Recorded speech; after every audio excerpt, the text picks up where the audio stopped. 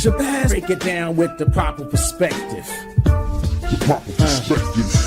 So much controversy and a lot of deception. You don't know who's coming through with the light and reflection, and whose mouth is mumbling, trick knowledge deceptive. Shabazz break it down with the proper perspective. What's going on, everybody? How y'all doing? This is your brother Shabazz coming to you kind of late. I usually don't do these lives late, but hey, we're here now. Hopefully the sound is right. Last time I actually was supposed to be here a lot earlier, but had a sound problem. Fixed that. So now I'm trying to make sure. Yep. Sound problem. Okay, so we are good. Fixed it. We are good, ladies and gentlemen. What's going on? How y'all doing? I just got that situated.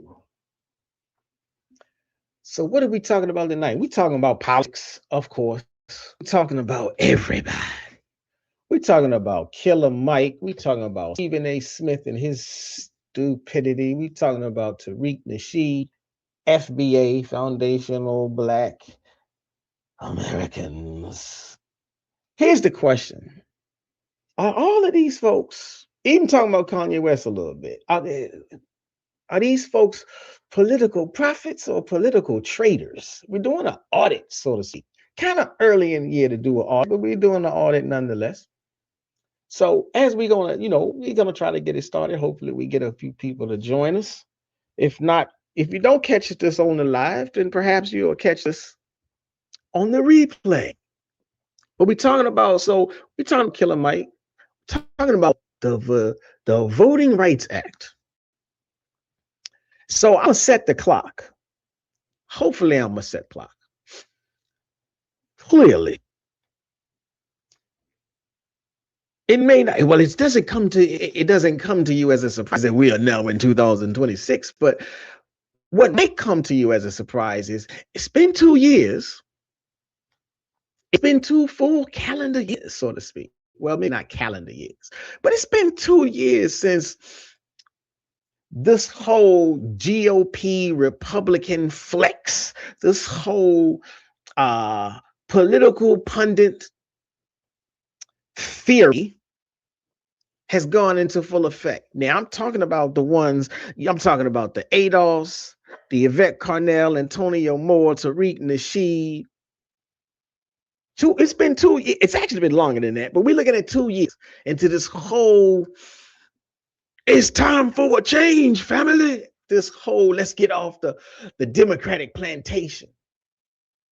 So with these 2 years, I wanted to conduct an audit.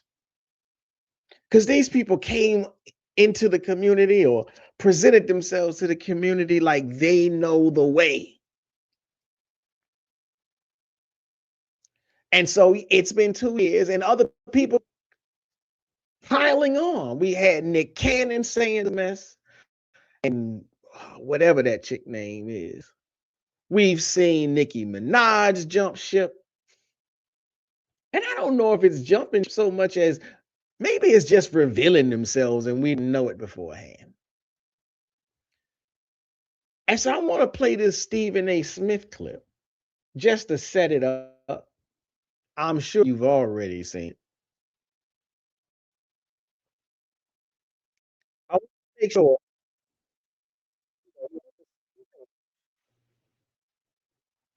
So I'm going to pull this clip just to set the environment correctly. So let me share my screen.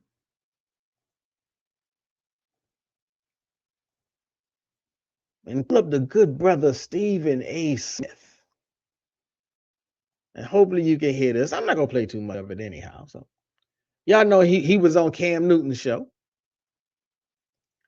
And so I want you to listen to this clip as we get this situated. So where is the play button? Here we go. So check it out. One election that every black person would vote Republican. What? Republican. Wish When I see people, and that's what I'm talking about when I'm talking about betrayal. You in my life, I got love for you, we tight. And you gonna say shit like I betrayed the black community? They talking about me with this politics shit. I can show you a speech. Let me ask you something. Do y'all think he is betraying the black community by telling us what he's telling us? And he got the nerve to be upset about it. But we're going to get, let me see. Do y'all think that? If you do, say something in the chat if you're here. I got to find the play button again and get this up to where it's supposed to be. All right, so let's go. That I gave in 2007, right before Obama took off, put ourselves as a community in a position where both parties have, Republicans know they'll never get our vote rate. Therefore, they know they got our vote rate, Republican. When I see people, and that's what I'm talking about when I'm talking about betrayal. Well, I'm just going to let it play. You in my life, I got love for you, we tight. And you gonna say shit like I betrayed the black community? Yeah, you. They talking about me with this politics shit. I can show you a speech that I gave in 2007, right before Obama took office. In 2010 at Vanderbilt University. Okay, I said, listen to this quote, politics. I wish for one election that every black person would vote Republican. Now that's the quote I wanted. That's the quote I wanted. Let me remove him. Get on back up here. So again, at the very least, I'm like, look, you're not gonna say that I'm making it up. That's his hope, and he's been saying it since 2006 or 2007. He wish, he hope, he telling us, and some of us have followed suit. We don't want to vote as a monolith. He wants us to look at this. Part of his argument is he don't want us to vote for as a monolith. And part of his argument is he wants us to vote, all of us to vote for the Republicans. Well, wouldn't that be a monolith? But anyhow, so that's the Stephen A. Smith clip. You know, we also got Tariq Nasheed, the self-styled architect of the FBA movement, arguing that switching sides is the path to real political leverage. And we got Killer Mike. Y'all know I love hip hop. We got Killer Mike, the hip hop activist. You know, the brother who once rapped, "I'm glad Reagan dead."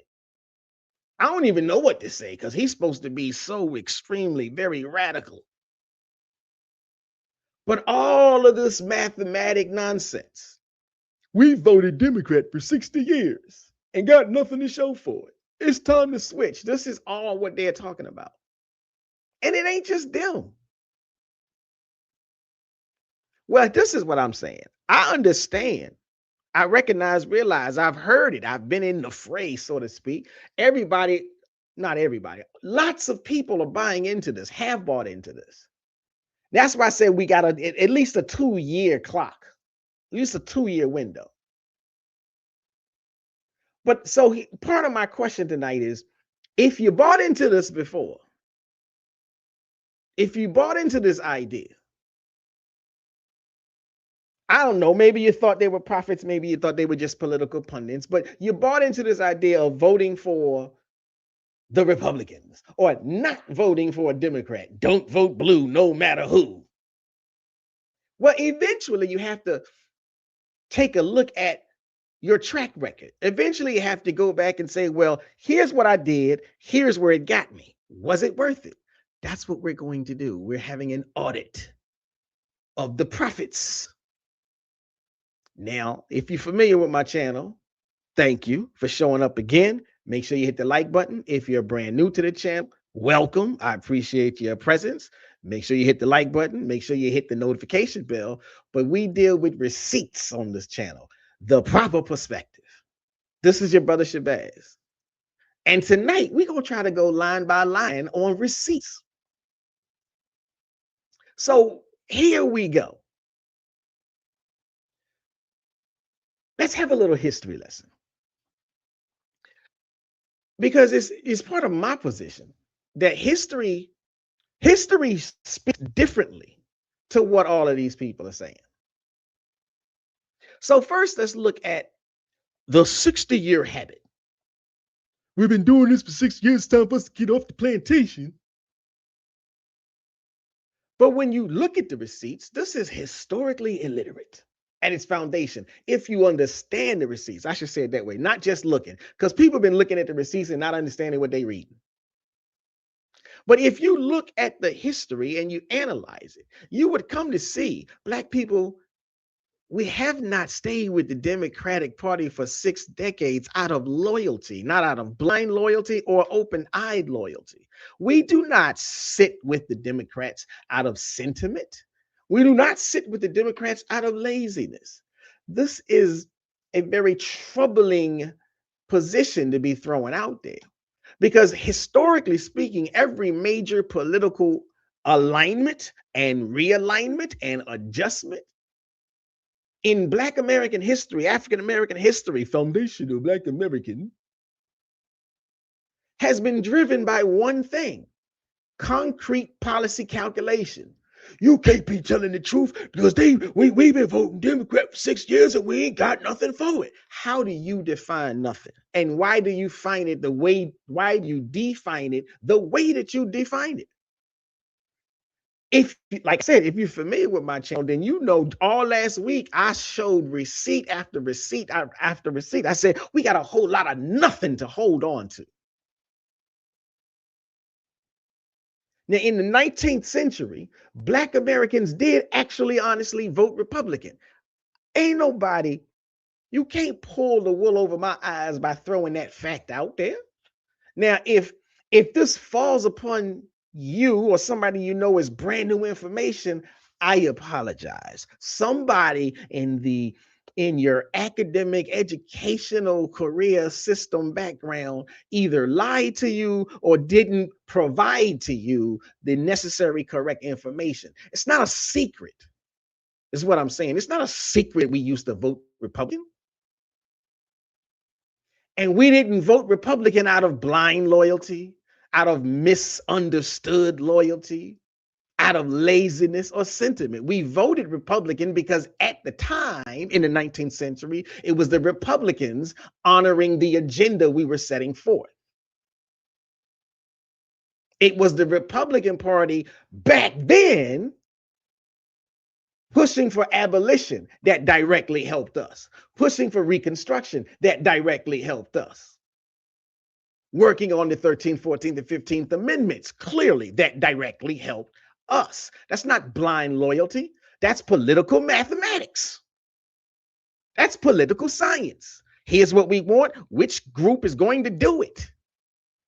We didn't say we're going to have to play a game with them, family. Let some of us vote for the Democrats and some of us vote for the Republicans and see what comes out in the wash. No, we set forth the agenda. Here's what we want. Whichever one of you jumps, that's where we go. And then in the 1930s, the Great Depression, FDR's New Deal. What did it do? It began delivering direct economic relief.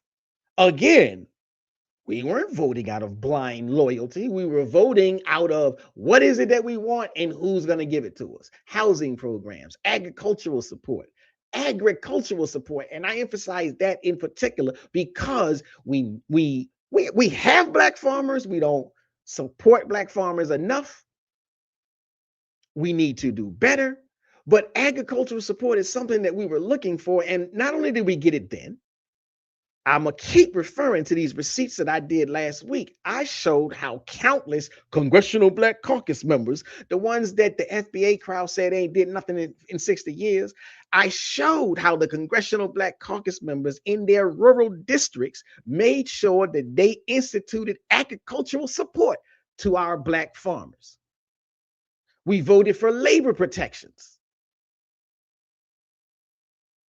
And in the 1930s, the Republican Party was not providing those agenda bullet points, not securing them.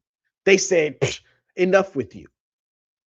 So Black voters shifted. We didn't say, well, we've been voting We've been voting for y'all forever, so we got to just stick it out with you. We shifted because the needs shifted and the parties shifted. We didn't stick around out of feelings.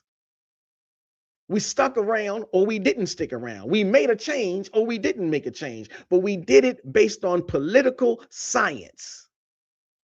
So clock what I'm saying, clock what I'm doing. These shifts, they were not out of the warm and cozy feelings of loyalty, not to a party, not to a political person, not to a cult of personality. These shifts were based on saying, here's our agenda. Here's what we want. Now, which one of you is going to supply it? Show up or not show up? Which one of you is here to do it? Vote or not vote? That's not the call. Vote for A or vote for B, which one is going to deliver? And then, historically speaking, 1964, Lyndon B. Johnson signed the Civil Rights Act, you know, the one they're trying to get rid of right now. That same year, the Republicans that Nick Cannon, that FBA, that Tariq Nasheed, that Stephen A. Smith says he wants us to vote for, 1964, the Republicans, Barry Goldwater. Now, if you don't know who he is, you really do need to go look it up. But he voted against the Civil Rights Act. And he campaigned against, we ain't gonna get them Negroes nothing. He campaigned against the Civil Rights Act. He campaigned against everything that Black people wanted. But in spite of his campaign, the next year, the Voting Rights Act got signed. And as soon as that got into play, Richard Nixon came into the fray.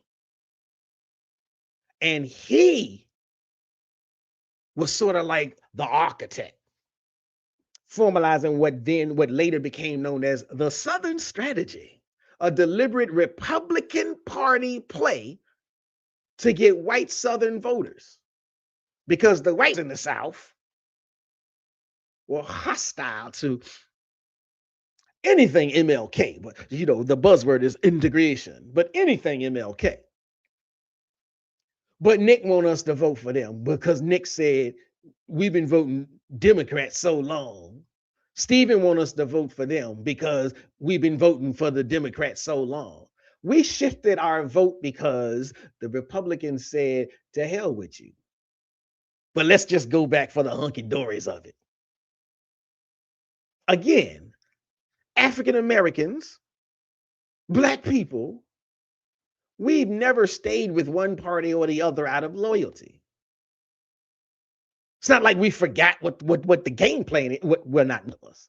Those of us who do believe in voting. Now, the apathetic crowd, the crowd who pledge allegiance to apathy, now that's something different. So during an era of historical time periods, we stayed with the Republican Party because they delivered what we requested, what we demanded.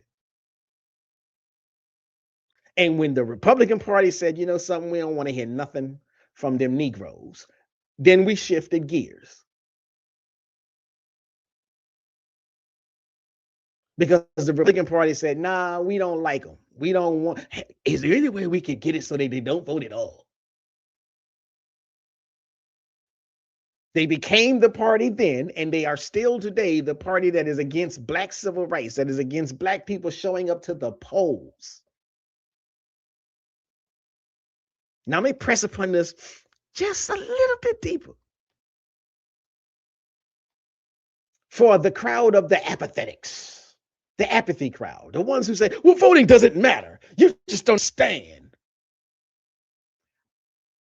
I'll say this. I understand the sentiment. I understand the feeling. I used to say it to myself, at least. I used to think it. But when I have these types of thoughts, what I do is say, can I prove it? This is how I feel. I feel like ain't nobody doing nothing. Can I prove it? Or am I just going to run with the feeling? Now, we got this phrase that everybody likes to throw around, facts over feelings. It's okay to have a feeling. But once you have the feeling, you got to inspect the feeling. You have to investigate the feeling. Is it just a feeling? Are there facts to back it up and support it? And so I'm like, now, if I'm looking at this canvas with one eye open, I still gotta, I still feel like voting don't matter. But I gotta investigate it. Because one thing comes to mind when I investigate it, and I don't even gotta get that far down the rabbit hole. But one thing comes to mind. No matter how much I feel like voting doesn't matter, you know what I can't get past? It's a whole lot of Republicans that don't want me to vote. As much as I think voting don't matter, I know there are people spending millions, if not billions of dollars to make sure that I don't vote. Now, why would they do that? If my vote didn't matter at all. So when Stephen A. Smith talks about 60 years, he needs to talk about what happened in 1964, what happened in the 1800s, because that's the clock that we need to be aware of. That's the clock he's running from. We don't vote out of habit. We don't vote out of blind loyalty. We don't vote out of sentiment. We vote out of survival. Who is going to help create an atmosphere where we can make progress next year and the year after that and the generation after that? You know, it would have been better had Stephen A. Smith said, I wish the Republicans had offered Black people something worth voting for over the past 60 years. Because if they had done that, then you'd have an argument. Then everyone would have an argument. But every single piece of legislation, every single political topic, issue, campaign pitch for the last 60 years, there's only been one party even coming close to trying to address it in the way that the African American Black community wanted it addressed. Whether they addressed it correctly or not, that's another whole thing. But how you decide to vote for the person that's willing to put a gun to your head, as opposed to the person that just wants to put up the dukes and fight. Again, this whole idea that they're the same and neither one is doing anything, you can feel it, but you can't prove it. And I don't care who your messenger is. I ain't necessarily taking any one particular messenger, although I might be. But I don't care who it is. So no, we could talk about the political, we could talk about the teacher, we could talk about the influencer, we could talk about the leader. I don't care, all these prophets and messages. Because when the message is built on lineage, I'll tell you what lineage matters. The political lineage is the one that matters, not the bloodline, not the soil. Now, Stephen A. Smith has been one of the loudest mainstream voices trying to push Black voters toward the Republican Party, framing it as intellectual Black independence and political agency.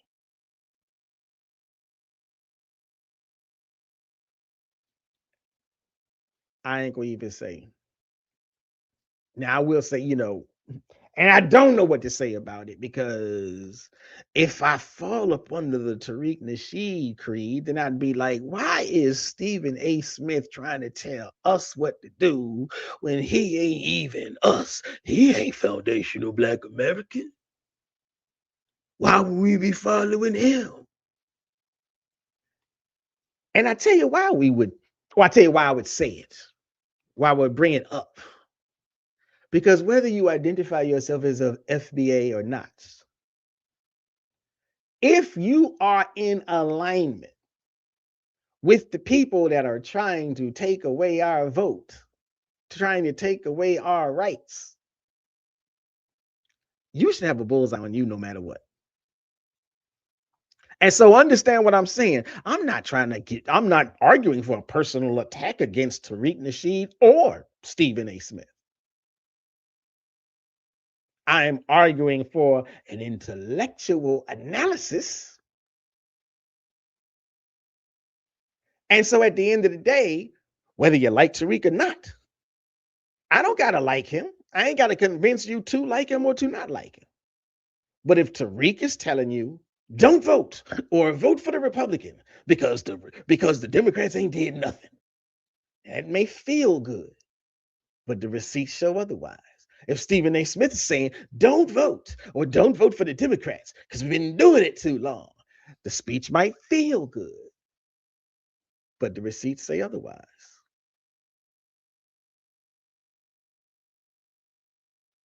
Yeah, so again, the Republican Party,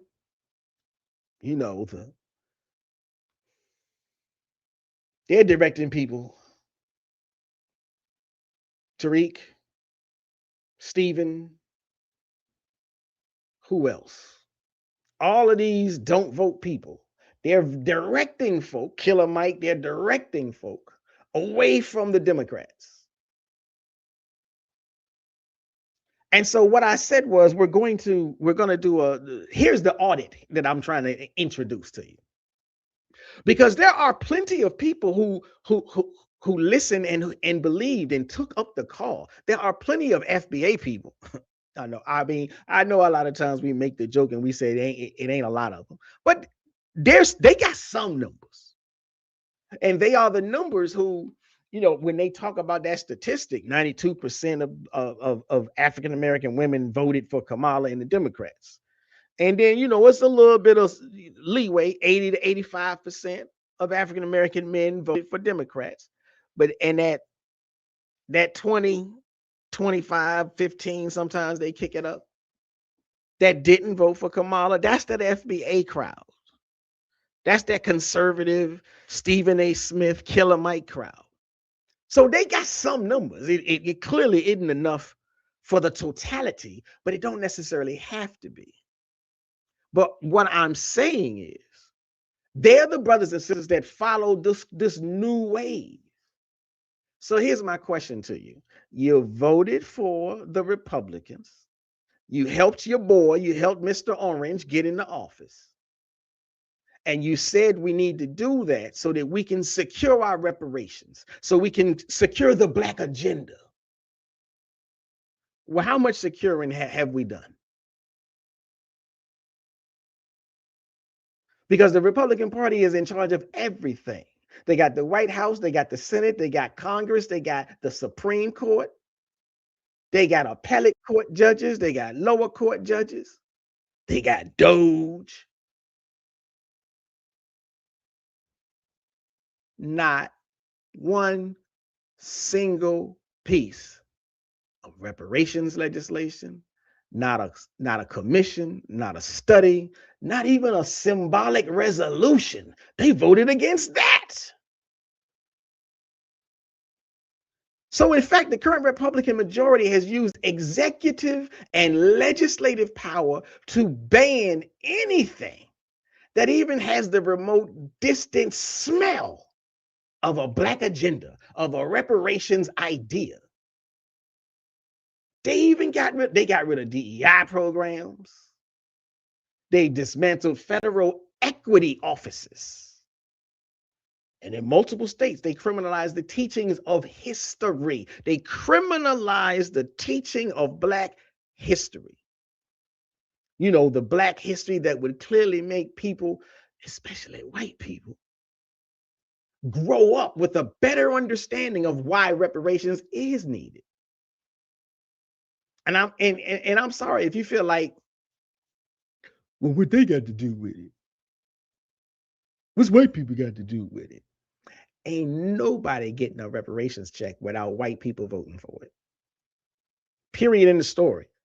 I don't care if you vote Republican. I don't care if you vote Democrat. If you sit it out Whatever you float your boat, that is you. But understand this, you're not getting a reparations check if you don't have the votes in Congress. The congressional members, the Senate members, which means you got to have the people in the country, the voting public, the citizens.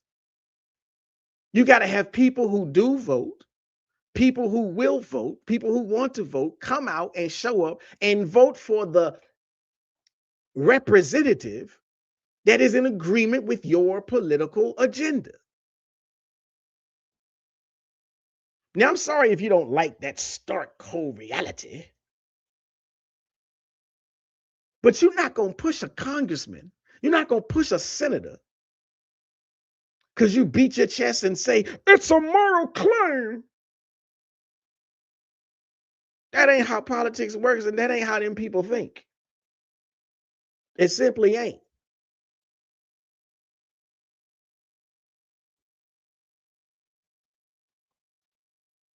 What is this? Brother named Bird Brain. Bird Brain says, you preaching lies. Just because FBA didn't vote Democrat don't mean we even voted. Well, I'm here to say to you, brother, if you didn't vote, you did the same thing as the people that did vote for the Republican. That's the math. That's just basic math of it all. You ain't said nothing smart, intelligent. You ain't said nothing defensive. You haven't cleared the guilt, if there's guilt to be had.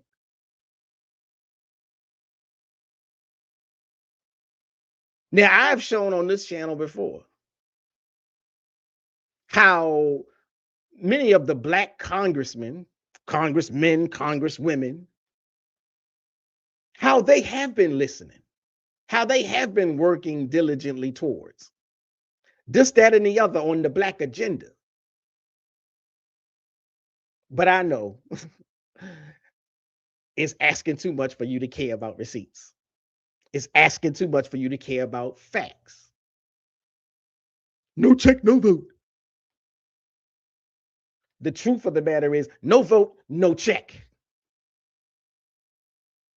The movement built on reparations is pointing people toward the party that is most aggressively dismantling the legal and the institutional infrastructure that any reparations case depends on. So no check, no vote. Sit it out, family. We not gonna vote at all. Let's vote for the Republicans because we've been voting for the Democrats for 60 years. That ain't a flex. That ain't a political flex. It ain't an intellectual flex. It ain't a spiritual flex. It is a political, self-inflicted stab wound, knife wound.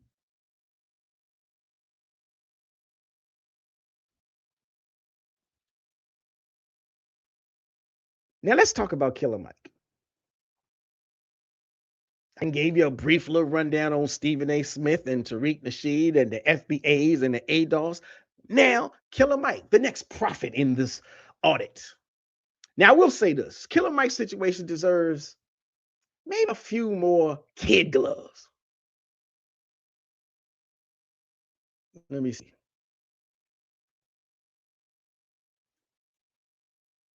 I don't have to be mad, Bird Brain. And again, you said keep voting when they give nothing. What state you live in? What city you live in? What district you live in? The only way I'm going to acquiesce to this stupid position is if you show me in your state, in your district, the congressman in your state, in your district, has not done anything for your community. And if you show and prove that, that's fine. I got no problem. I got 5 videos showing various Congressional Black Caucus members, Democrats, doing stuff in their districts. And I asked in every video episode, somebody give me a city, a state, a district where you live, where your congressional person has not done anything. Because that's your words, and you saying it here. Get off the plantation, buddy. Which plantation? So you rather the Republican plantation, or you want the plantation of nothingness, voterlessness? That's what you want. Vegas. So you say you live in Vegas. Okay. Tell me, who's your congressional person in Vegas? And you say you're from New York City and they aren't doing for the black community. They do more for immigrants. I've already proven that is fake. You're on your own plantation. So why do you care? You are on your own plantation because you are still a mental slave. I've already shown and proved that. What part of New York City? Because I like I said, I did this. I had now I'm forgetting what district I was looking at, but I think I did Brooklyn. But you can't show and prove. I know you think I'm just talking, but I know you're new to the channel, and I know you're too lazy to go back and look at any of the 4 and 5 videos that I did. Now, I'm not going to rehash all of that. I got clips all over the place. I got full-scale videos. Please go check them out. But I know you're not going to do that because it feels good to say they did nothing. But let me get back to Killer Mike.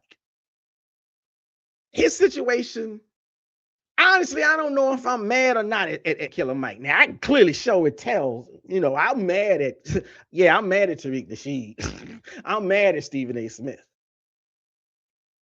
Killer Mike is a little bit different. He's slightly different from Smith and Nasheed, although his trajectory still ends you up in the plantation of no man's land. Now, he didn't directly endorse Trump, and he said so publicly. But what Killer Mike did do is very similar to what these foolish prophets have done. Now, he opened up his Atlanta platform to conservative figures. One by one, Brian Kemp, RFK Jr., Mr. Lizard Voice himself. Killer Mike publicly praised Kemp as a principled human being, while Stacey Abrams was still fighting and documenting the irregularities of an election that Kemp oversaw as Secretary of State while running in it. That's your principled human being. And then before the 2024 election. Now, this deserves its own little moment. So I'm going to pull this clip. Let me pull this clip. And then I'm going to get back to Bird Brain or whatever his name is. Let me see. Where is this clip at? Okay, so let me pull up this clip.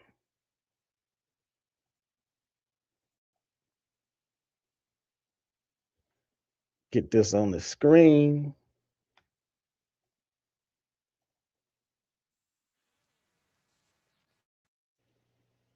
Okay, we ready to pull this Killer Mike clip.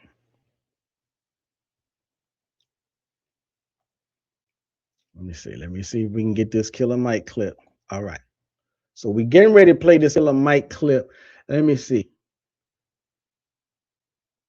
Well, before I play that, let me see. Shorty McGriff. I'm from Minneapolis. I don't think Ilhan Omar did nothing for the black community. Okay, Shorty McGriff. You don't think she did anything for the black community. Have you looked? Have you investigated? Did you look up her record? What is the black community? What is the agenda of the black community in your city, in your district? That's my question. Because that's what I want to know. You tell me that, we could keep going. We could keep rolling with the conversation. But let me get to this clip. Let me see. Where did the clip go? All right. So get to this clip. Hit the share screen. The Killer Mike.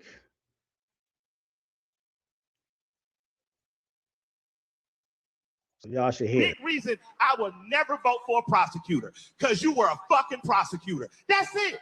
If you were a prosecutor, you were just on the wrong side. So as for me and my household, we vote for defenders, we vote for public servants, but we don't vote for prosecutors because I know you've been a part of the system. Okay. That's all we need. That's all we need. So let me see. Let me pull that away, get back up to this big old screen. So you heard what he said. He ain't gonna vote for a prosecutor because you was a prosecutor. Now, okay, I feel like, oh man, that feels so good. Now that's quite interesting. Shorty McGriff. Now, I don't know if this is true or not, so I'm not saying this as a statement of fact. But since I'm gonna say it, since in the clip he says he wouldn't vote for a prosecutor because they were a prosecutor. Now, if somebody can tell me if this is true or not, because Shorty McGriff says Killer Mike's dad was a police officer. I wonder if I could look that up in real time. Let me see something. Was Killer Mike's father a police officer? Okay, well, if you can believe Wikipedia says it is true that Killer Mike's father was a police officer.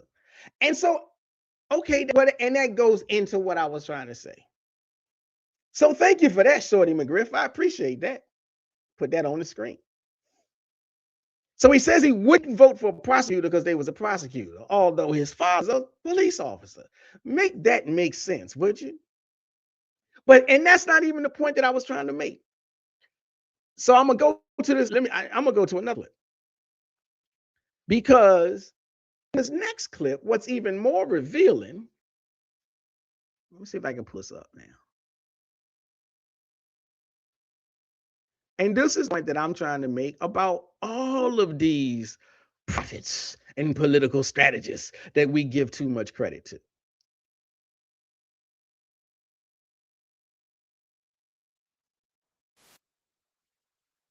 Find it?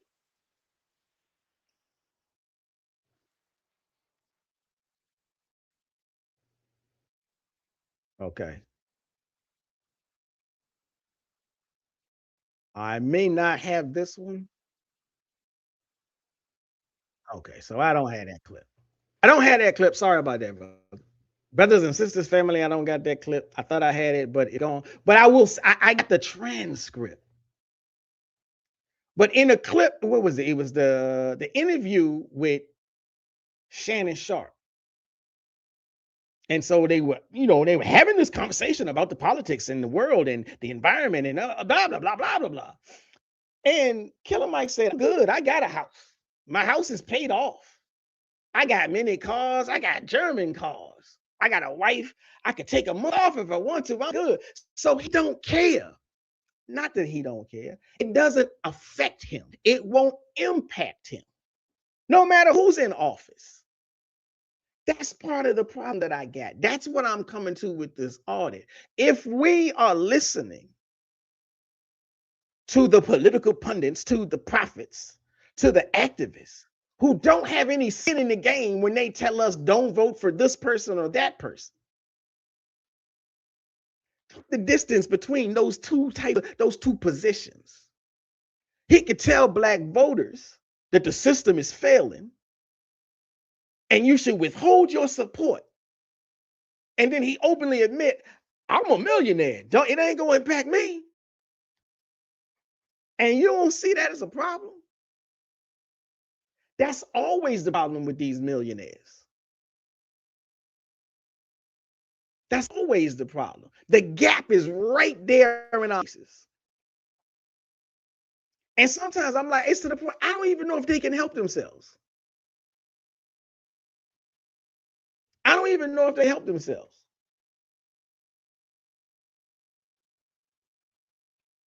Let me see what somebody else is saying. Sadia, it makes sense because he understands firsthand what they about because he witnessed it. He witnessed what? He witnessed what? He witnessed his father patrolling the neighborhoods.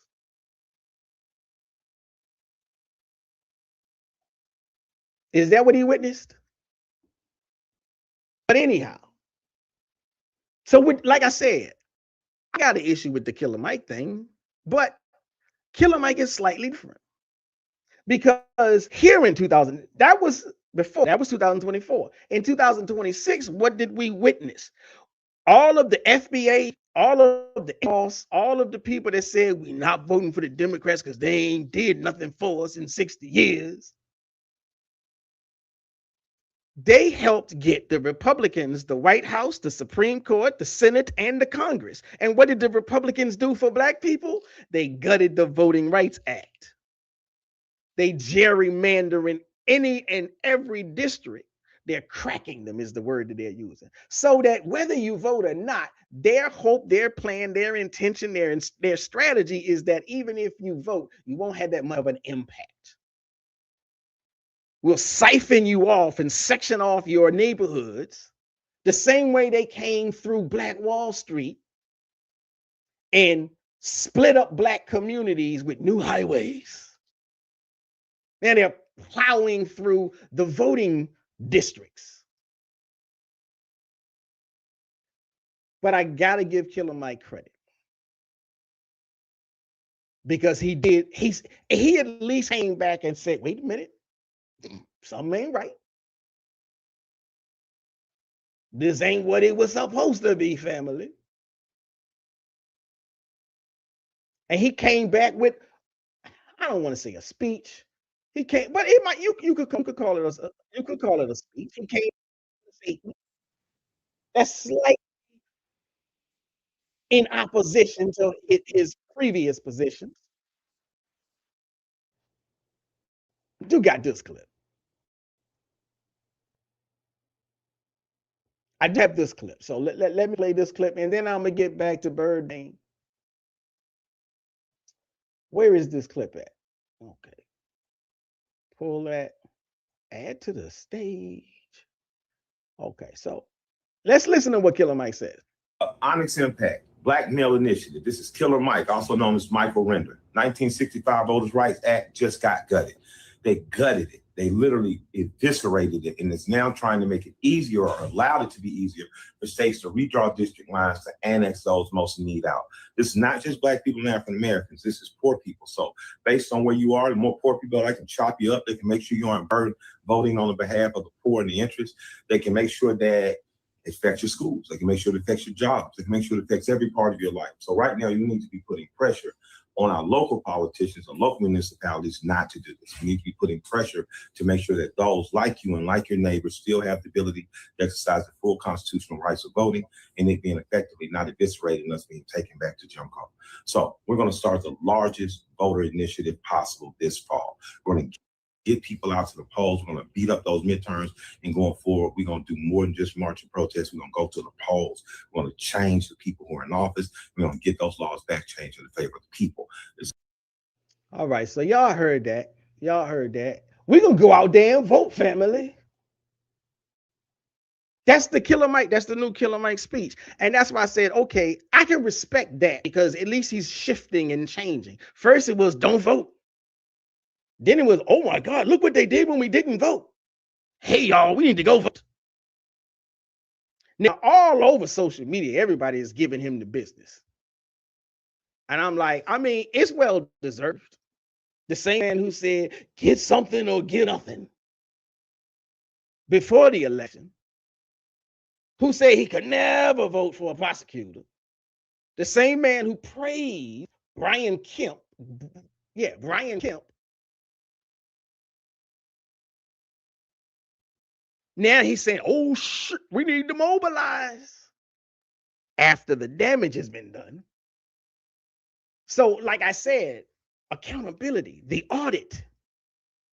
You always have to take stock. Here's what I did. Here's what it got me. Was it worth it? Now, if you say it was worth it, that's fine. At least you did the self-evaluation.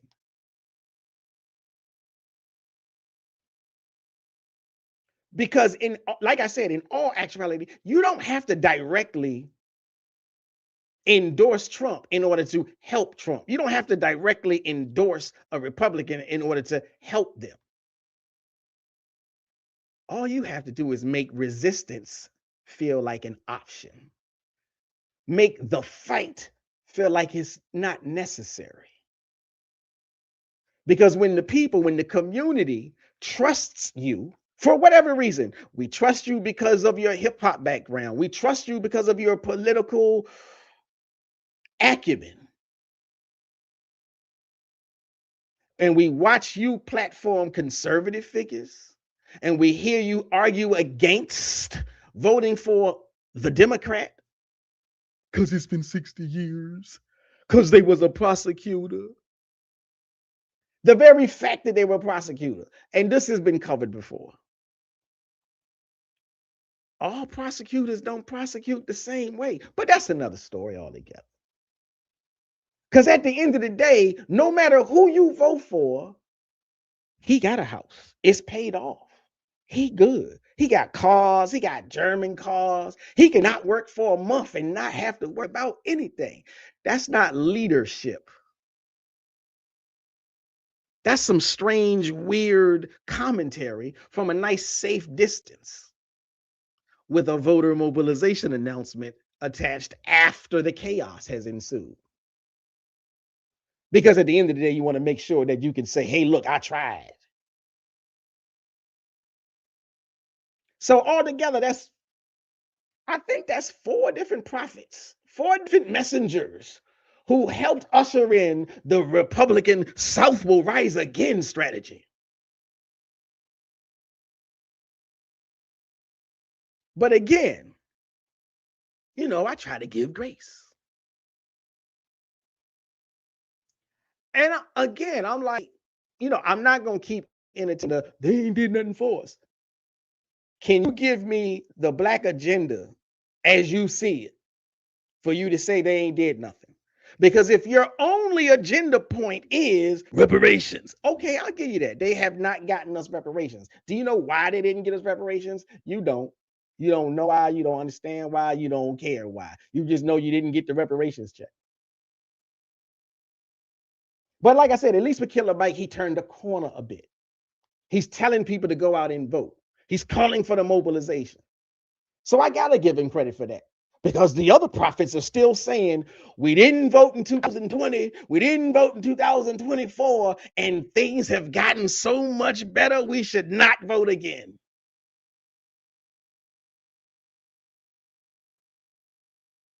And the problem, part of the problem is, see, there's this thing out there, it's called death by 1,000 cuts.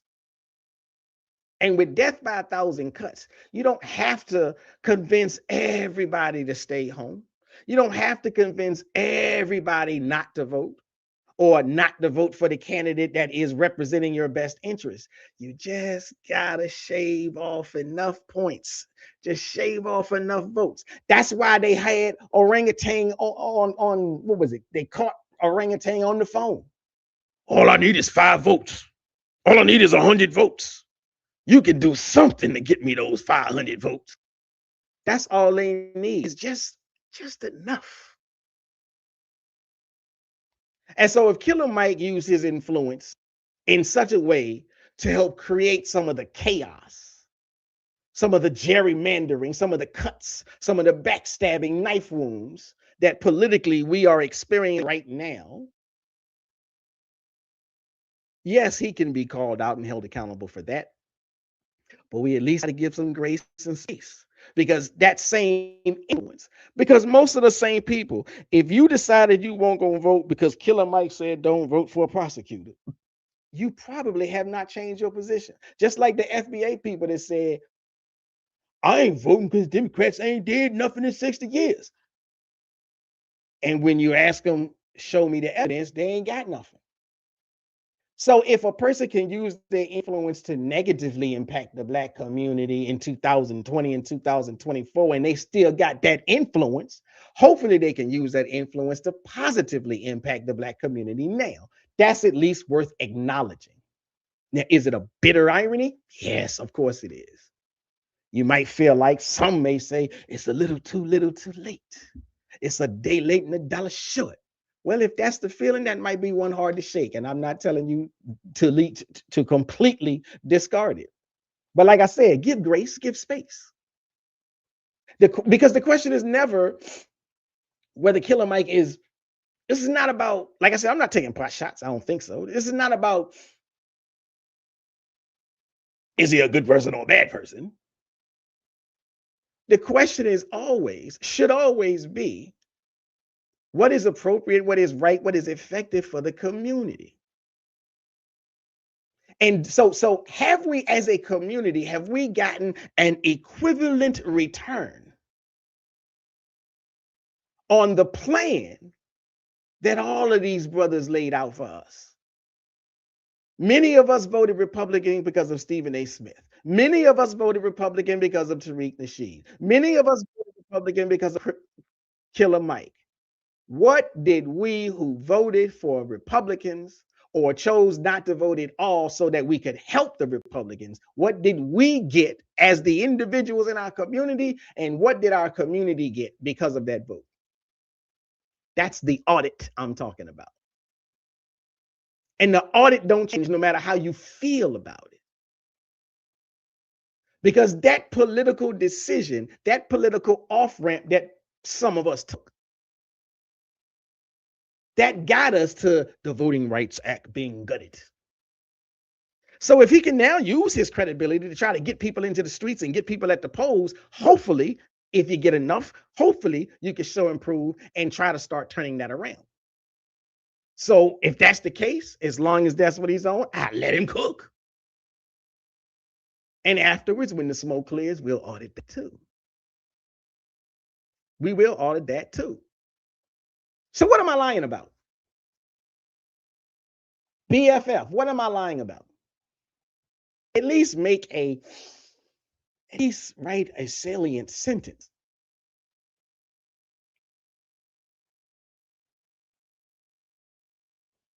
Okay.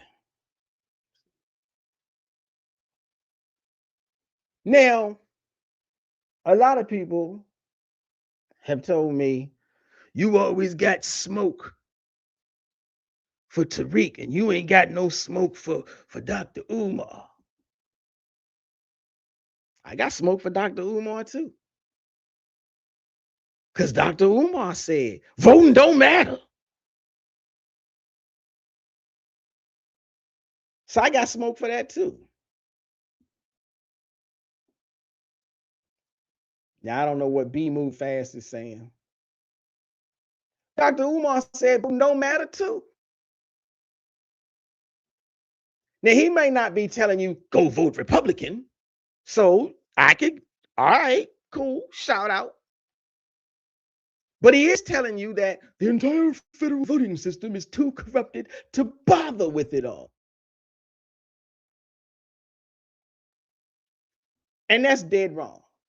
As long as we live in this country, as long as we have to pay taxes, as long as they take money out of our checks, whether we be during the entrepreneurial path, whether we doing the wage, whether we on salary, as long as money coming out of our pockets for all them people in DC, we should be voting. So I got smoke for anybody that presents an argument, an off-ramp from voting. 4 different little prophets, 4 messages, 4 contradictions, all of them with 0 deliverables, no tangibles. Ain't no tangibles coming out of this Tariq Nasheed. What did he say? He said, somebody said, you lying. Tariq said, we don't need to care about the Congressional Black Caucus. We don't need to care about the Voting Rights Act being gutted because none of them ever did anything for us anyhow. That's what he said. That's the whole kit and caboodle of the strategy that all of these people are saying. And they give you nice reasons that sound good when you ain't thinking. Oh, it's about the leverage. That's the word everybody keeps trying to flex. Got to show our leverage. So I want to make sure we're operating I don't know that we all understand what leverage means. They make it sound way more complicated than it actually is.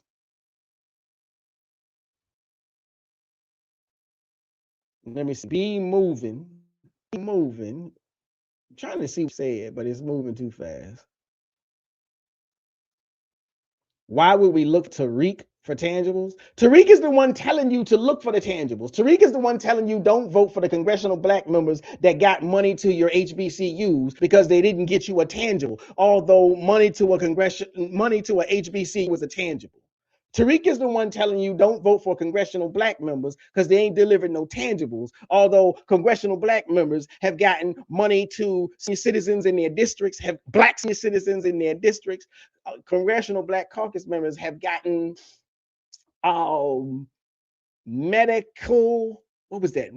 Medical infrastructure to assist the saving of pregnant black women and their babies. But y'all say they ain't did nothing. Because Tariq said, that's not a tangible. Yeah, a woman being saved instead of dying in the birthing room. That's not a tangible. So this leverage thing that they keep talking about. Leverage exists when two competing parties both want something that you have. And both are willing to make concrete, specific offers to get it. That's what leverage is. If you don't have something they want, you ain't got no leverage. Now, clearly we got something they want. They want our vote. Even though everybody keep telling you, your vote don't matter. They spend $1 million to make sure you don't vote. Your vote gotta matter.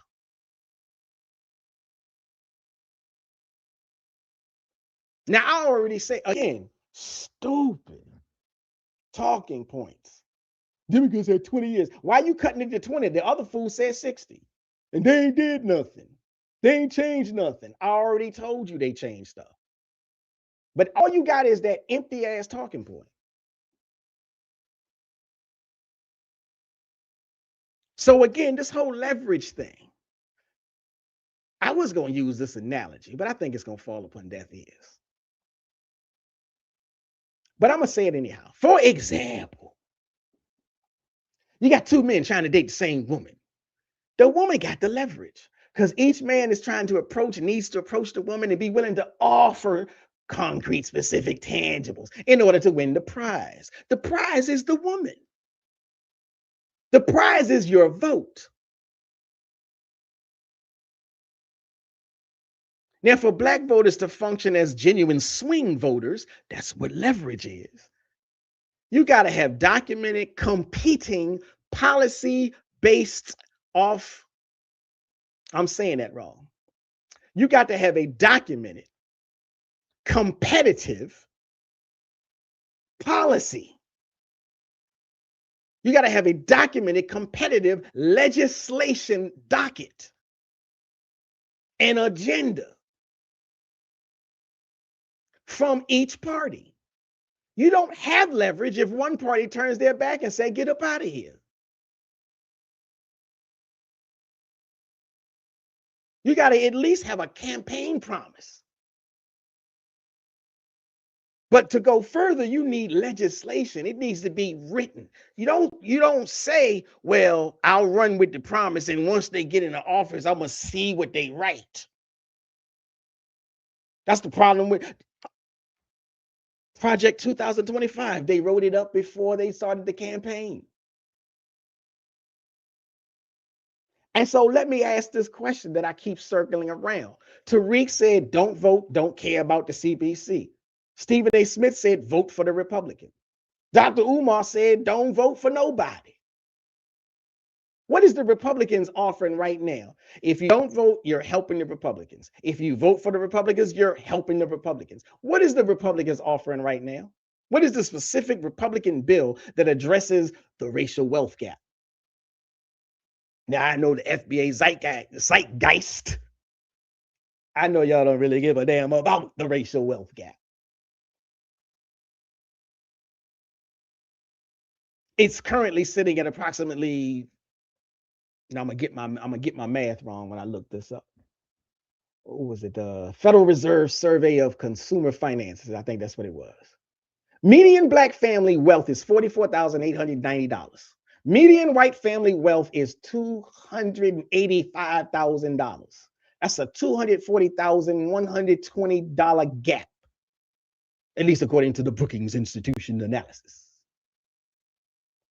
They even note that the gap grew by nearly $50,000 between 2019 and 2022, which is the exact same time period that black wealth in and of itself increased. So even with the increase, we're still lagging behind. Well, what is the Republican policy on federal oversight? What is the Republican Party on how to close the wealth gap? If we go help them so much, either by not voting at all or voting directly for them. And how do the Republicans feel about law enforcement? The consent decrees that have produced documented reform in cities like Baltimore and Cleveland, they say we're going to get rid of them. The Voting Rights Act, gutted. That's what you're voting for. All because you think the Democrats ain't did nothing in 20 years, in 60 years. And you still ignore the fact that I've shown you in 4 different videos and even made a little small, tiny rundown tonight on things that they've done.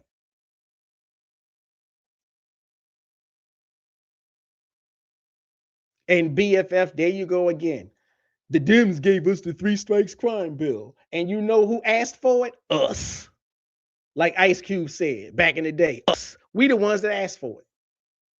We work diligently. The black community. I ain't talking about the Congressional Black Caucus members. The black community, black leaders all across America were pressing their Congressional Black Caucus members. Give us a crime bill because it's too much gang violence. So here's the structural reality. Again, in order to have leverage, you got to have 2 competing parties, 2 competing potential buyers. You cannot leverage a vote against a party that has made it clear in platform and legislation and judicial nominations that your community's core priorities are not on their agenda.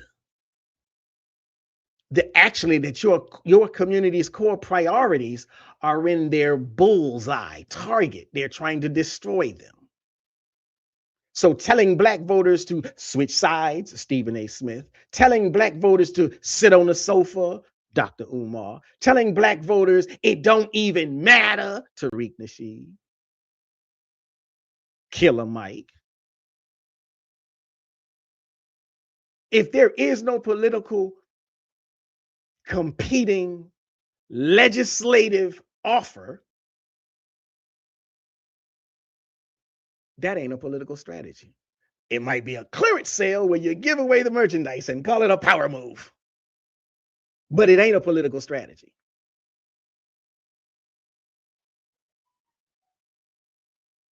It ain't a political strategy at all.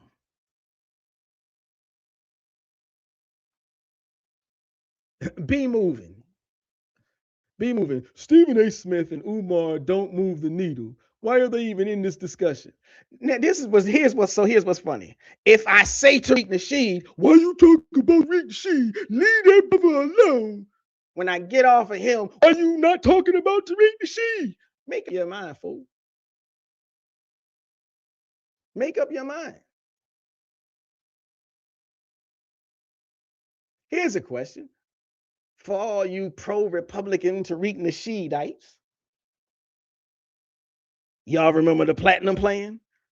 That's one of the things they told us, don't vote Democrat because the Republicans got the platinum plan. Where it at? Where the platinum plan? In 2020 and again in 2024, the Republican pitch, backed by the prophets of the black community. At least at that time, there was at least the veneer. Like if you were new to it, if you were new to politics, maybe it was your first time voting, your first time being sucked into this arena of black politics and election cycles. So what the Republicans said, what Tariq said, what Dr. Umar said, what Stephen A. Smith said, maybe it sounded interesting. And at least at that time, because they said, well, we got the platinum plan. If you vote for us, you get the platinum plan. At least there was the veneer. There was the smoke screen. I mean, woe unto you if you believed it. But again, grace and space. If you were new to politics or unaware of how Republicans especially like to cry wolf, okay, grace and space. $500 billion in capital investment is what they said we was going to get. What happened?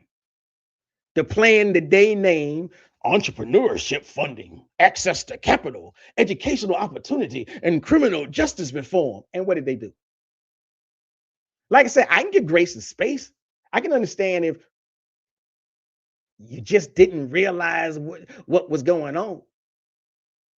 I'm not trying to throw darts, but if you was less than informed, or if that's not the right way to put it, if some who were politically naive, again, Killer Mike said, you know, she was a prosecutor. So if you fell for that, I get it.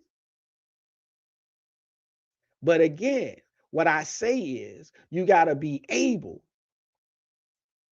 to slow it down, have some grace and space for yourself, and self-reflect. Because now we're in this moment. So we see what not voting got us. We see what voting Republican got us. Hell, we see what voting independent got us. Hopefully you can begin to see, well, we had the protections of the Voting Rights Act when we were voting for the Democrat, and now we don't have the Voting Rights Act because we helped put Republicans in office. Now we might actually lose the 14th Amendment because we put Republicans in office. They said it out their mouth. We want to get rid of that one too. The very amendment that made us full-fledged, if that could ever actually happen, citizens, they said we want to get rid of that one too. Thank you, Negroes. So if you sit back and think about it, well, wait a minute. Now, I would suggest, if you still can't see the error in your ways, and you still think that the best course of action is to go full steam ahead down the same path that brought us to no voting rights, gerrymandered districts, virtual elimination of all Black representation. I don't care how you feel about the Congressional Black Caucus. Name me the white congressman that's going to do something for you. But if you still feel like that's the right way to go, I got a bridge in Brooklyn. It's for sale. Because you still can't, I'm waiting, you still can't show me the legislation. Well, what is the Black Caucus did? I got 5 videos. I got 4 videos. Money to HBCUs, money to Black farmers, money to Black senior citizens, money to Black pregnant women, money to Black babies. That don't sound like nothing. Huh. How is that nothing? Show me the legislation. Show me the appropriation bills that Republicans have set forth for Black people. Show me the committee hearing that Republicans didn't block for reparations. There was this agency. It's called Minority Business Development Agency. It was the only federal agency that was specifically chartered to support minority business enterprise. Yeah, okay, all minorities, not just Blacks, but who gets to use it? Black folk. It was founded back in 1969. So you want to talk about that 20 years ain't dead, 60 years ain't dead? Well, Trump gutted the whole agency in 2025.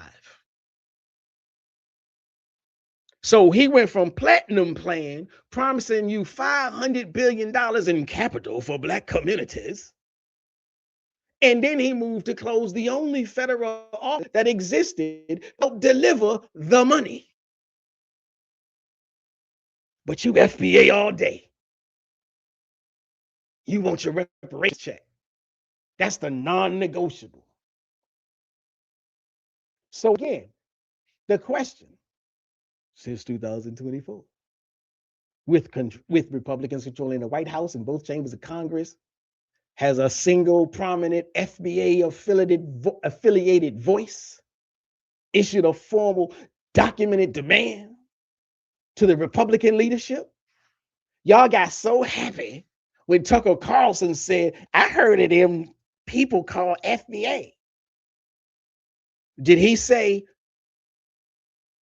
they deserve reparations? Let's get Trump on the phone. Ain't been no such documentation, proclamation. No deadline, no either or, no or else. Hell, when the idea of issuing a formal apology for slavery came up, the Republicans said, no, we don't think nothing was bad about that.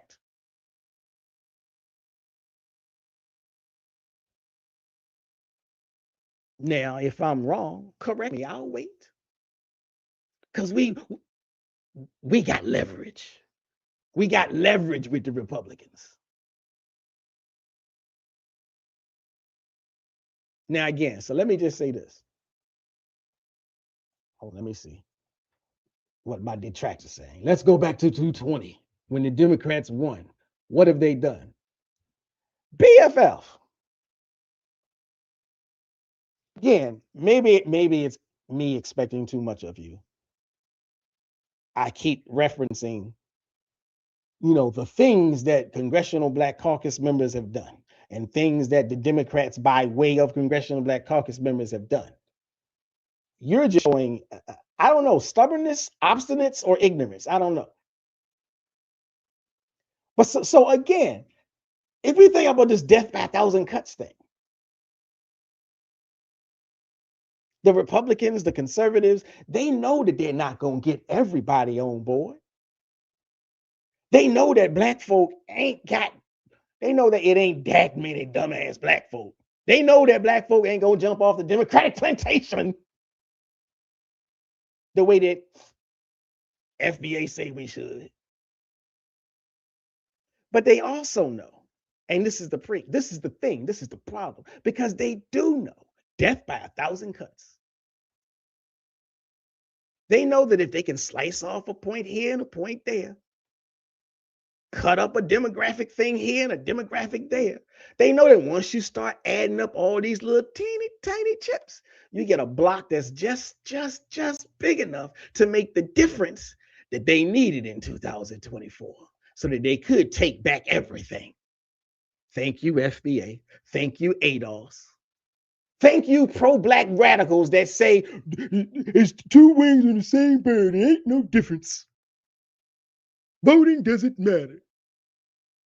Y'all got all them talking points from the Republicans and didn't even think about whether or not it was smart enough to mimic that ish, whether you know it or not. Because again, as much as I'll even say, as much as you might feel like it don't matter, it don't do nothing. Why they spending $1 billion to make sure you don't show up? Why they spending $1 billion to make sure you feel like it don't matter?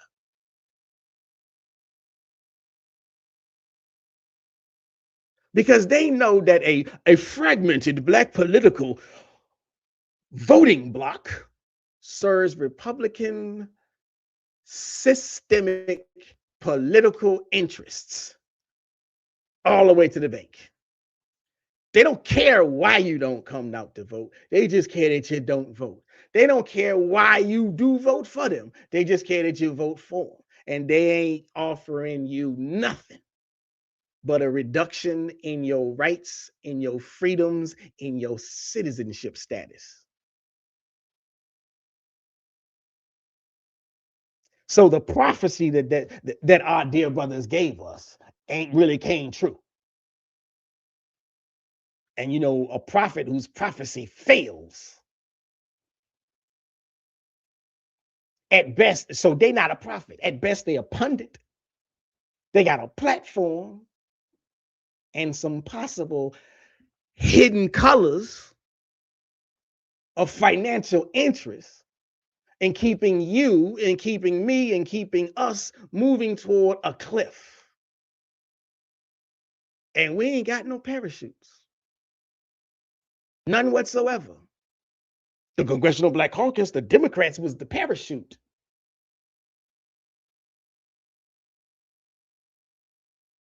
The Republicans are the ones who've disrespected the voter base. Be moving. Can you show and prove? Give me one example how the Democrats have disrespected, other than reparations.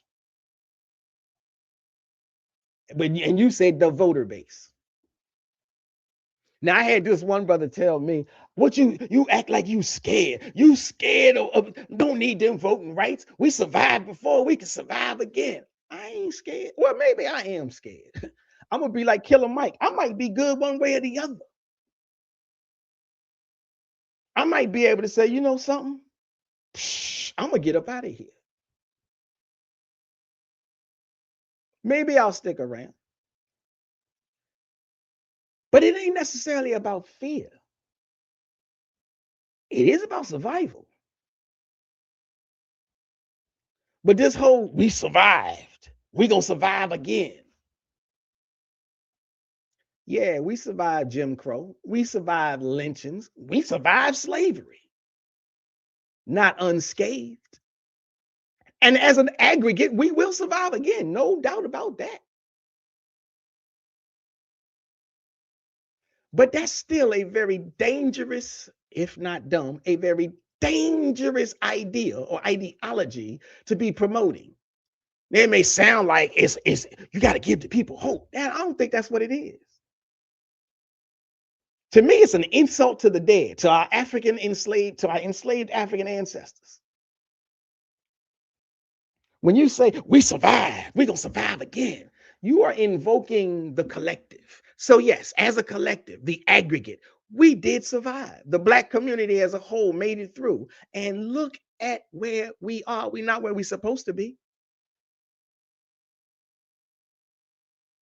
You know, some of us are only here because somebody on the family tree was just lucky enough to have gotten married and procreated before they got lynched, before they died in a hospital because there was no doctor to treat them. But many of us, if not most, many of us still have people on our family lines, our genealogy, that didn't make it because of the conditions that Jim Crow exposed us to, that they're going to make America great again with. We survived the medical apartheid system, but it existed specifically because Black people did not have the right amount of political power to fight against it. Black people did not have enough Congressional Black Caucus members to ensure funding to keep the only hospital in the Black neighborhoods open. So we got people in our family tree that didn't survive. Because of it, we got people on our family tree that didn't make it because of it. They are the casualties. They are the casualties of the exact kind of system that these Republicans are now suggesting we need to bring back in order to make America great again. And that the brothers, like I mentioned at the top of the program, Stephen A. Smith, Tariq Nasheed, Dr. Umar, and now I can't remember who the other one was, Killer Mike, are helping to usher in. All because you want to say the Democrats ain't doing nothing. There are hospitals open because Congressional Black Caucus members got money to those hospitals in Black neighborhoods and Black cities. But that's nothing. So if you happen to look back on your own genealogical family tree, I did, I looked at mine. There are people, I have at least one grandmother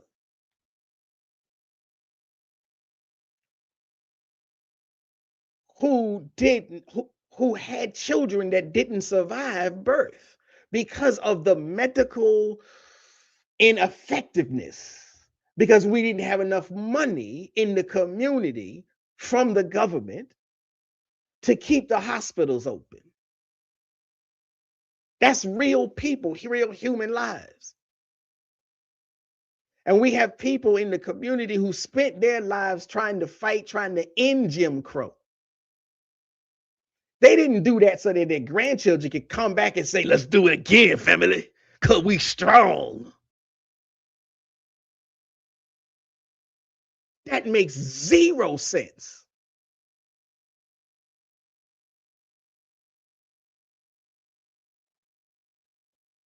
Now, Wall Television, after analyzing Tariq, I realized he hates his own people more than Africans. He recognized a weakness in our community and he capitalized on it. Now that is a revelation. That's a revelation.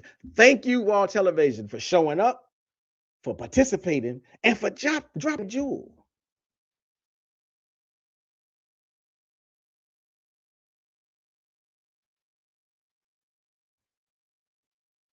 Now, I'm trying to read BFF, his bird brain comment, but it doesn't make any sense. I don't know what he's responding to, but he ain't responding to the facts that I'm dropping. And speaking of facts, now I might get myself in a little pinch of trouble if you're a Bible thumper. Because if you're a Bible thumper, but if you are a Bible thumper, understand I'm not disrespecting your religion. But there's a concept that shows up in Bible thumpology, in liberation theology. They call it return to Egypt, or rather they call it return to Egypt syndrome. It's in the Exodus book. Somewhere in that story, after the people were freed from bondage, hint, hint, some of them, facing the uncertainty and the hardship of the wilderness, hint, hint, began to say, maybe it was not so bad. At least we knew what to expect. At least we had food. That's what I think of when these brothers tell me, why are you so scared? We survived before. I'm trying to get us to think about political strategy. Now I got some other, brothers who understand that's not political strategy, that's trauma. That's trauma talking. That's fear of the unknown. And when you fall victim to fear of the unknown, even evil feels better. That's exactly what you're hearing from the prophets that I've been talking about. Or at least the ones who say, we can survive it again. They ain't never did nothing for us. See, I can respect a bold-faced racist. I like the ones that tell it to you like it is. At least we know what we're dealing with. Yeah, we're dealing with no more voting rights. We're dealing with gerrymandered districts. We're dealing with no more funding for HBCUs. We're dealing with no more job training programs from Congressional Black Caucus members, because I covered that too. Yeah, let's all just get back in a time machine and go back in time and show the world that we can handle it. But let me be very clear. Because even if you still beat your chest and said that's the best thing to do, What I'm saying is that's the kind of logic, that's a luxury we don't really have available to us.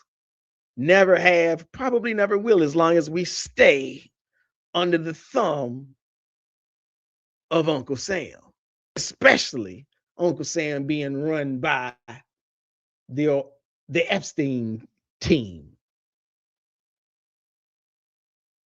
That is the type of logic. That logic is a luxury available only to people who already have built-in systemic protections. People in the high upper class, millionaires, people whose income insulates them from whatever's going on. People who got passports and access to private jets.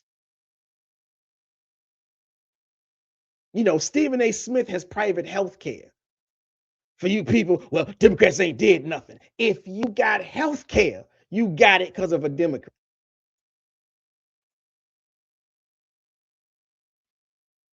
Stephen A. Smith has private security looking out for him. He has international mobility. I'm sitting up here playing and toying with the idea, well, maybe I'll hop on a plane. Stephen A. Smith got the plane already warmed up.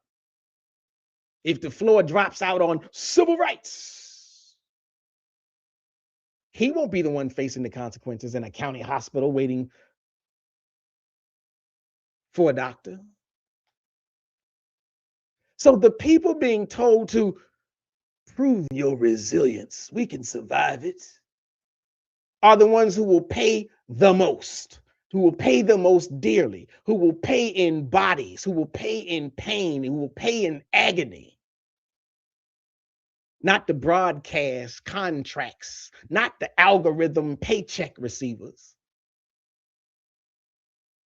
In that type of reality, using that type of logic, survival is not even a strategy. It's a casualty count. I thought we had enough dead bodies in the Black community already. We're supposed to be trying to figure out what to do to preserve life, to make life easier and better, not go back in time.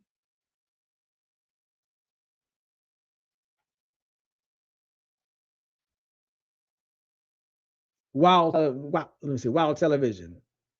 Shout out to you. He says the Democrats are full of traitors and that we need FBA to speak for us. But when FBA Democrats speak, it's like, nah, family, they trying to use us. Exactly. And I covered the tether point. I had this brother before try to tell me the FBA what did they say? The FBA said the Congressional Black Caucus is full of tethers. They ain't even got no more FBA people in there. The Congressional Black Caucus got 63 members. The overwhelming majority of them are FBA by definition, not ideology. I gotta say that. But see, again, that's the thing. I'm trying to give space and grace for the brothers and sisters that get caught up into this FBA cultism thing, but they don't care about facts. They just love the talking points. If I show you 50 congressional black members, that's FBA. Nope, they still filled with tethers. Do you can't count, or you don't care to count? But okay, I'm digressing. Let me step back just for a hot second. I want to ask a question. I hope this one is a little bit more simpler. Since they want us to rock and roll with the Republicans, stay away from the Democrats because they ain't did nothing for you. Name one other organized political constituency. I would say anywhere in the world, but at least in America, at any point in history, that used this we survived the worst argument. We can do it again. We should voluntarily return to those same conditions to demonstrate leverage to the political parties. Name one political group that did that. Name one ethnic group that did that. Name one racial group that did that. Because I tell you who never would do that. Them Ashkenazi. Imagine them saying, we survived the Holocaust. Let us now vote for the Nazis, because we're going to show and prove that we can survive it again. That's exactly what everybody sound like. Stephen, Tariq, Umar, Mike, and everybody else. Now, if you know a little bit about other types of political movements, there's something called the American labor movement. Workers, blue collar workers in particular, blue collars and no collars, workers survive 18-hour days. They survive child labor, being children 6 years old going to work, before they gathered, got together, organized, protested the 40-hour work week. And they voted only for the people that was going to get that in place. Now imagine them saying, how about let's just repeal it. Let's repeal the National Labor Relations Act so we can prove that we can survive again. The lunacy, the idiocy of this idea. Like I said, if you weren't fully aware of how crazy it sounded 2 years ago, 4 years ago, 6 years ago, 8 years ago, I give you grace and space. But look what it has gotten us. Never heard of indigenous nation. I don't care what you feel about whether they are or are not. But you ain't heard none of them say, we survived forced relocation and treaty violations. Let's do it again. Let's voluntarily renegotiate the sovereignty so we can show DC that we got options. No, it doesn't work like that. Because in every other political tradition, not this new black wave of thinking, but in every other political tradition, surviving systemic oppression produces one consistent response. You do everything you can to build permanent structural safeguards. That's what the 13th, the 14th, and the 15th Amendment are. Permanent structural safeguards. That's what the Voting Rights Act is. A permanent, well, it ain't permanent no more, but it's supposed to be a permanent structural safeguard so that all of the stuff that our ancestors survived don't happen again. Constitutions, international covenants, institutional memory. Precisely because survival was never guaranteed in the first place. Not when you're surrounded by open enemies, not when you're surrounded by people who get on mainstream TV and say, I want to overturn everything that helped Black people. I just want to get rid of it. So the idea that Black Americans, unique, I will give the ADOS FBA people credit. That's a pretty word. We unique among all oppressed people in history.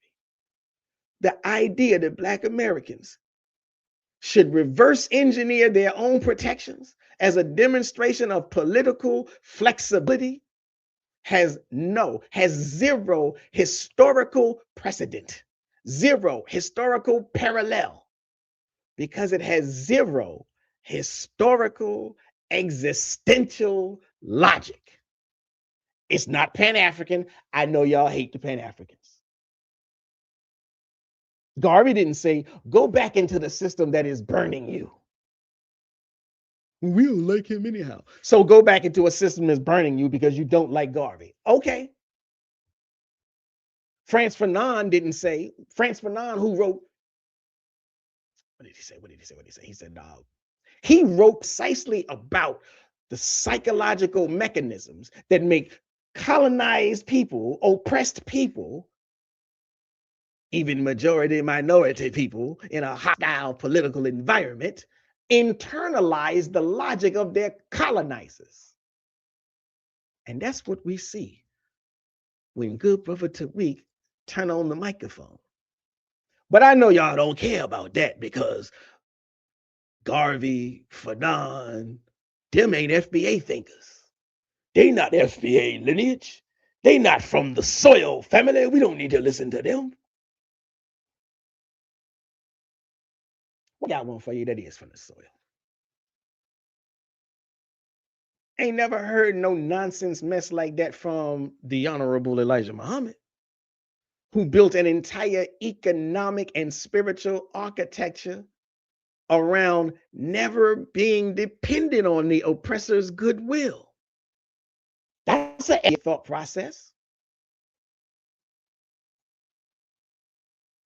Exactly. Wow, television. This is exactly what Tariq is telling y'all to do. Let's lose our political power, then ask for tangibles, because that's how it works in the real world.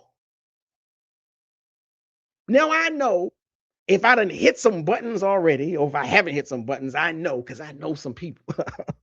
Soon as I bring up Elijah Muhammad, don't go there. And I even, because I made this argument before, and the brother said, I got you on this. He said, Elijah Muhammad. Well, he told us not to vote at all. He said, don't vote in the elections. I got you. But let's break it down. Let's take a step back. Because he said, don't vote in elections. Instead, build your own state. Build your own nation. Now, quite frankly, if you're trying to get people to build their own nation, you know what they're going to have to do once they build their own nation? They're going to have to vote. That's what people do in nations. That's what citizens do in nations. But even more to the point, now are the prophets that are among us today showing us the way? Are they telling us, don't vote? Instead, let's create our own? Because Elijah Muhammad had a whole agenda. And he took that agenda to the government. Is Tariq Nasheed taking the FBA agenda to the government? Is he, hey, I helped y'all win, this is what we want? Where that platinum plan? Elijah Muhammad said, we want land. Give us the land. We want separation. We want what the Ashkenazi got.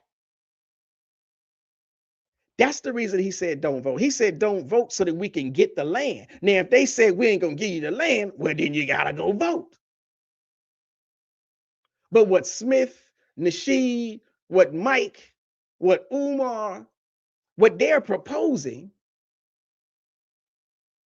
has zero intellectual lineage in Black liberation thought,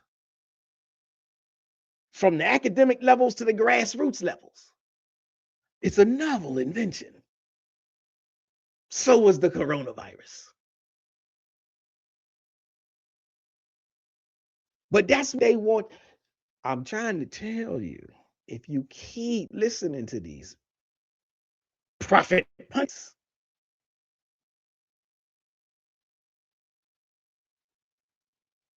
so Buddha Namaste says, I'm trying to figure why it's a pushback on FBA.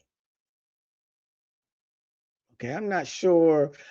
Perhaps you were saying that in response to a specific statement that I made. I'm not too sure, because I kind of feel like it's pretty clear why I'm giving pushback to FBA. They don't. So Buddha Namaste says they don't care about the indigenous Nubian Americans at all. They want us to suffer. And I'm sure you're not directing it at who I think you're directing. So if you are, hey. Okay, shout out to Buddha Namaste. Thank you for showing up. You just got here. I can't run down everything, but essentially what I'm saying is the pushback on FBA, the pushback on Mike, Stephen A. Smith, Kanye West, Tariq Nasheed, Ice Cube, and whoever else, the pushback is the methodology, the ideology, the decisions on politics, at the very least. This idea that we need to sit out elections or vote against our best interests, which means vote for a Republican, that's pushback. But this brings up another good point, because here's another big fancy vocabulary word. There's this thing called accelerationism.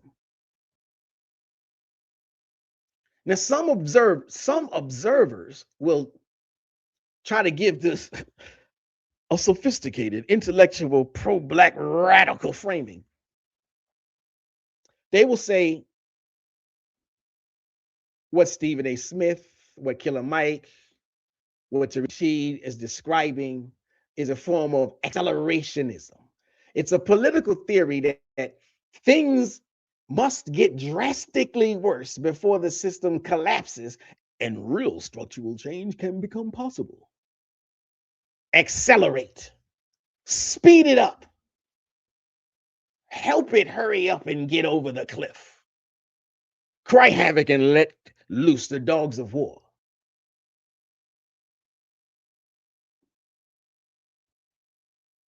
Now, in some ways, I used to hold an interest in that idea until, once again, when you hear things that sound good, but you gotta inspect them. You gotta think about them and reflect upon them. And so here's what I mean. Accelerationism, it might have some merits, but it definitely has some serious, well-documented flaws. But it does at least belong to the category of intellectualization, the theory of change. It says, push the system to collapse, and from the ruins, build something structurally new. Is it a bad theory? Maybe the jury is still out. A lot of people say it is still a bad theory. And here's the reason they say it. Because when the system collapses, history consistently shows that it is the most vulnerable people who are harmed first, second, third. It is the most vulnerable people who die first, second, and third. Not the theorists who designed the collapse from safe distances. Just like, when all those billionaire elites declare war, hello, Epstein regime, the Iran war. It's the most vulnerable people who suffer when the big boys say we're going to go to war. The people, the little guys who join the military to fight for their country and they get a leg blown off if they come back at all. It's the people who end up receiving the bombs and the bullets. They get thrown and dropped. Not the designers, not the commanders who get to sit safely in a bunker, strike there. They're all laughing all the way to the bank because they're getting them big checks. That's accelerationism. And the only thing that can be said that is good, really, in earnest about accelerationism, at least it has an end point. At least it says, after the destruction, there will be life again. But what Smith is talking about, what Nasheed is talking about, what they're proposing, it's not a theory of change. They're not saying vote Republican in order to collapse the two-party system. They're not saying vote Republican to build an independent Black political infrastructure. They're not organizing toward any post-collapse alternative. They're saying vote for the party that opposes your interests. And somehow, the party that has been taking your vote for granted will suddenly begin competing for it. Now, I don't know if this is even making sense, but I'm going to try to, if we put this in dating relationships, if you're trying to win the heart of one woman,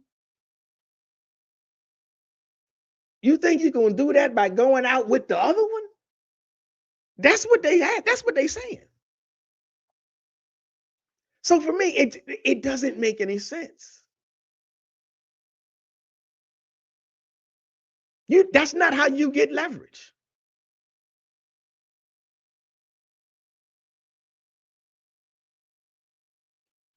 So as far as I'm concerned, there's no mechanism by which this leverage flex that they are promoting, there's no mechanism by which voting for Republicans produces the tangibles they say we want. You're not going to get reparations by voting for the people that won't even let the bill come to the floor for a vote. That ain't accelerationism. That's not even strategy. And again, I just got to keep circling back around. For everybody, okay, I'm not mad that you disagree with me. I'm not mad that you think, you're just picking on, why are you talking so? Listen, let's say I'm absolutely dead wrong.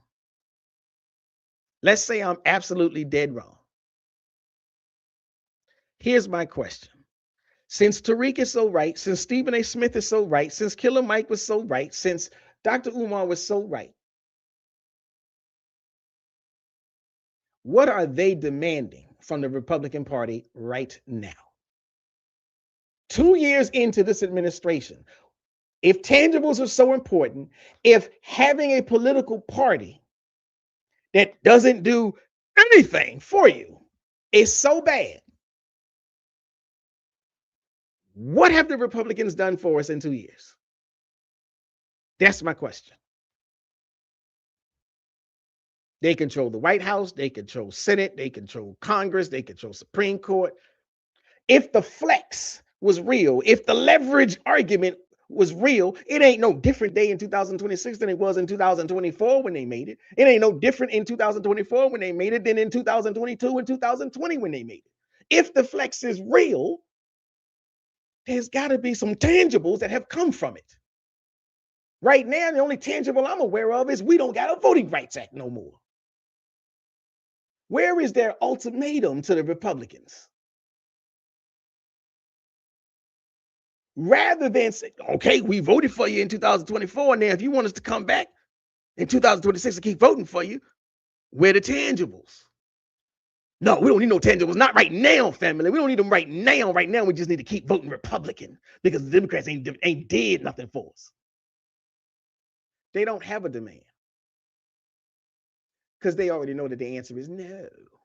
They already know that the answer is a closed door. They already know that the answer is get out of my office. See, they only apply pressure to the side that they believe actually can move the needle. And they don't want you to apply pressure to that side. They want you to leave that side alone.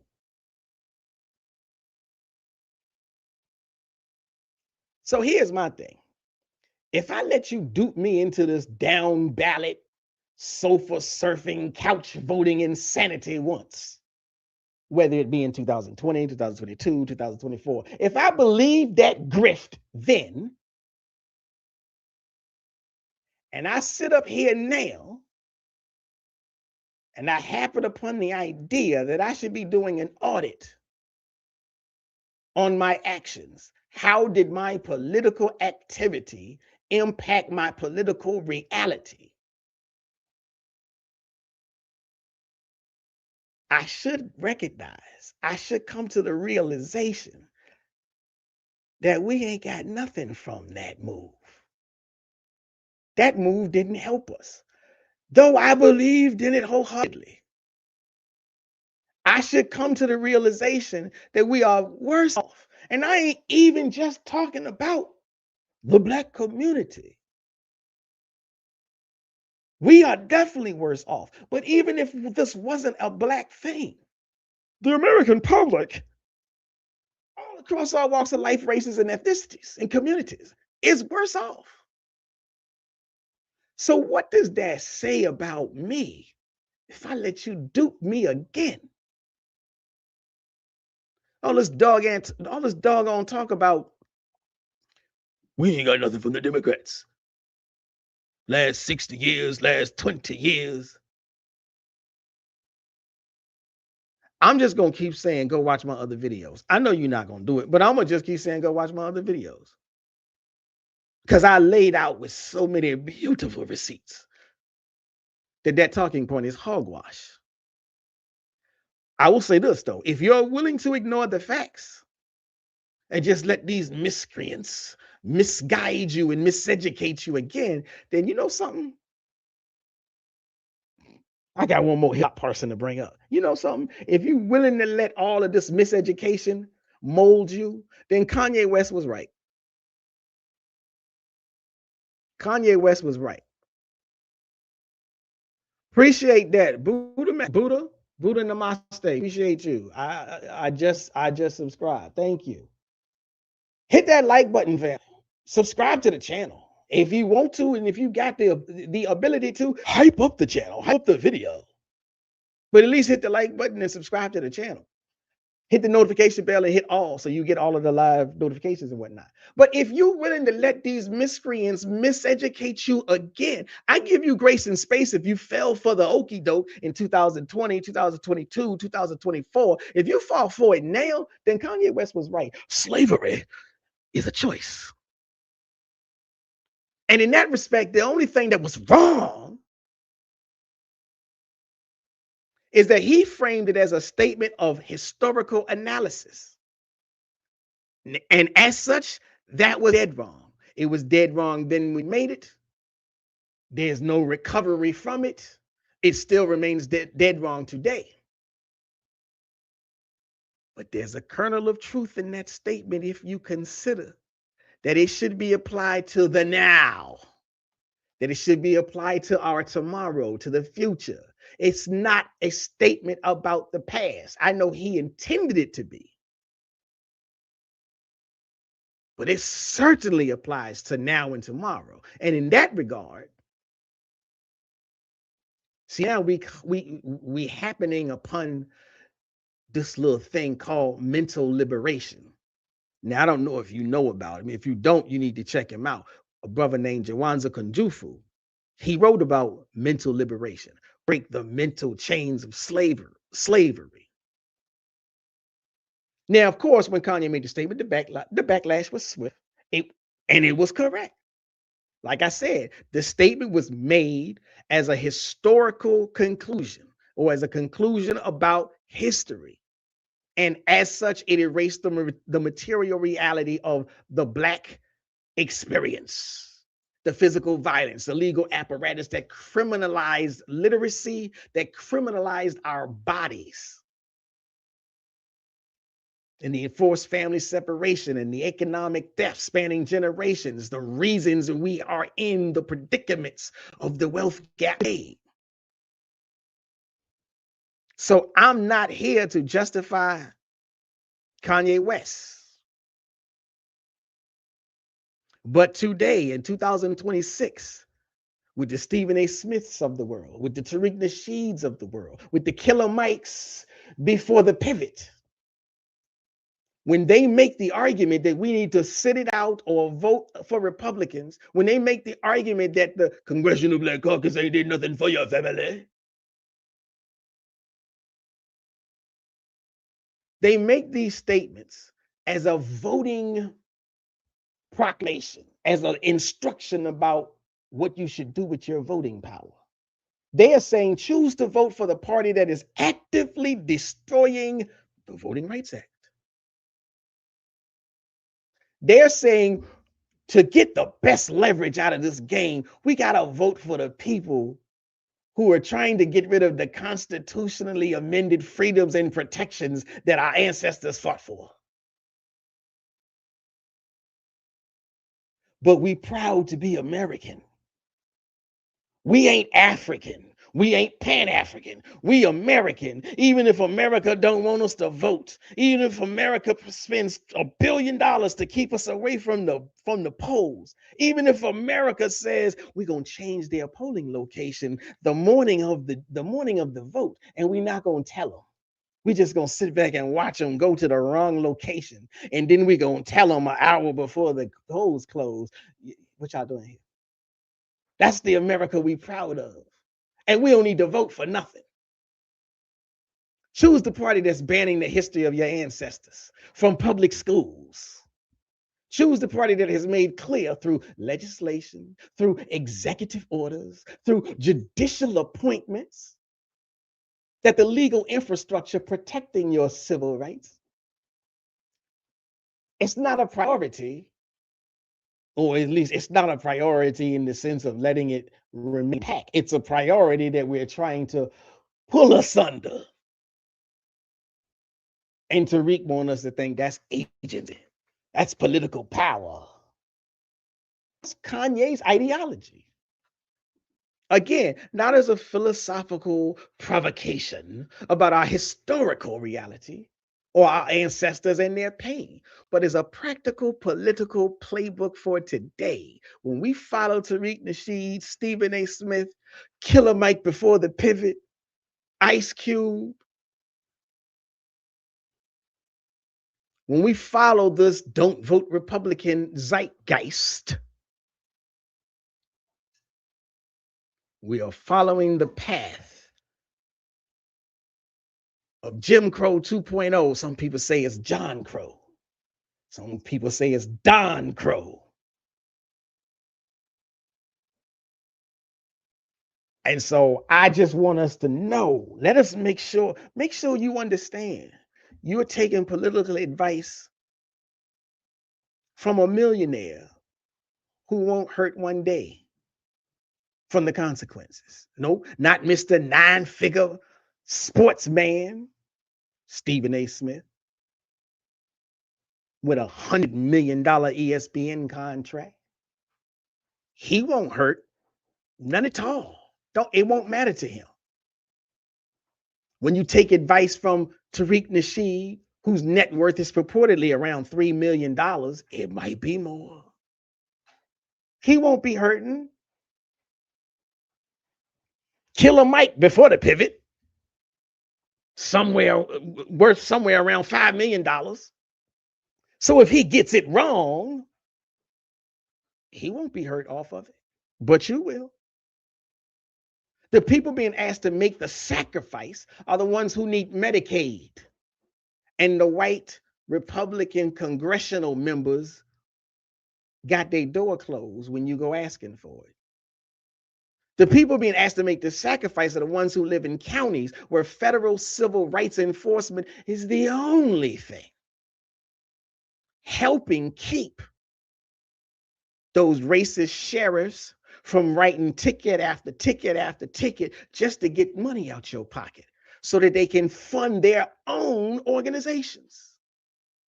The one whose grandchildren are sitting in schools that are now being told their history does not exist, or that their history does not matter, or if they are being taught about Black history, they're being told that we enjoyed our time on the plantation and we garnered good working ethics and job skills and the good Lord Jesus. That's who you voting for when you don't vote for the Democrat. That's who you voting for when you say, well, we don't need them Black people in office.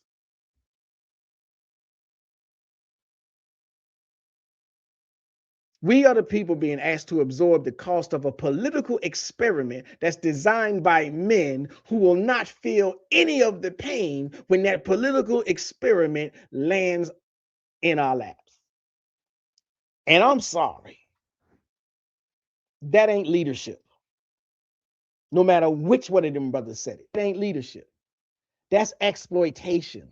That's miseducation.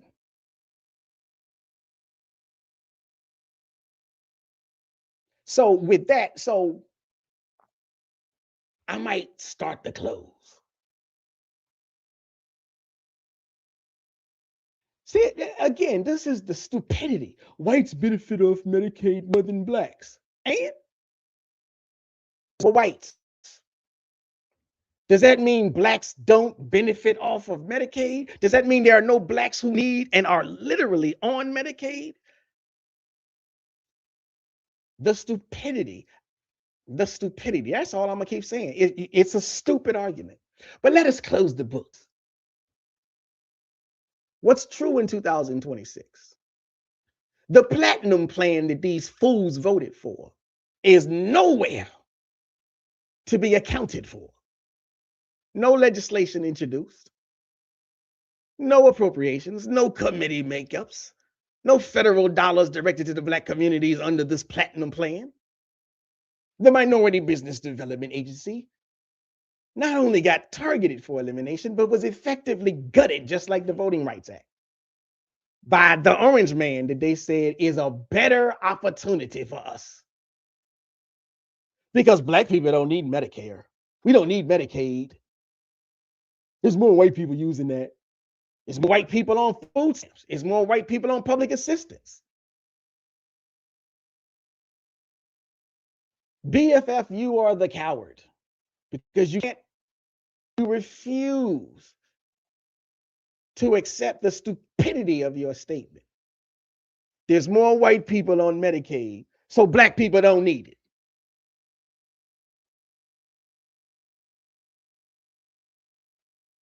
The reparations legislation from the Republican majority, oh yeah, wait, where is it? How many bills did they introduce to that? The federal DEI programs, which was the closest thing to even a kernel and a morsel of an avenue towards anything remotely smelling like reparations. The Republicans dismantled it. And I know more white women were the recipients of the DEI programs. That's why over 300,000 Black women got removed, got purged from the federal government agencies, because more white women were impacted. But you don't care about the people that got hurt by your stupid political decision, because to you, it didn't affect you. Black history in public school curricula. You don't care about that either. Of course you don't. You don't know nothing about Black history anyhow. All you know is Hidden Colors, and more than half of that was fake. And now we come to federal voting rights enforcement, gutted.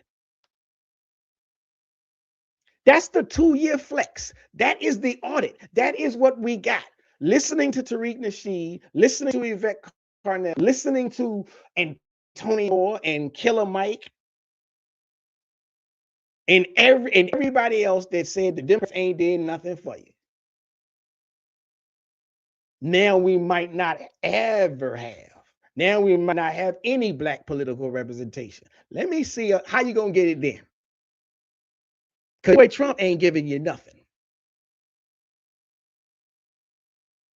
Trump ain't giving you nothing.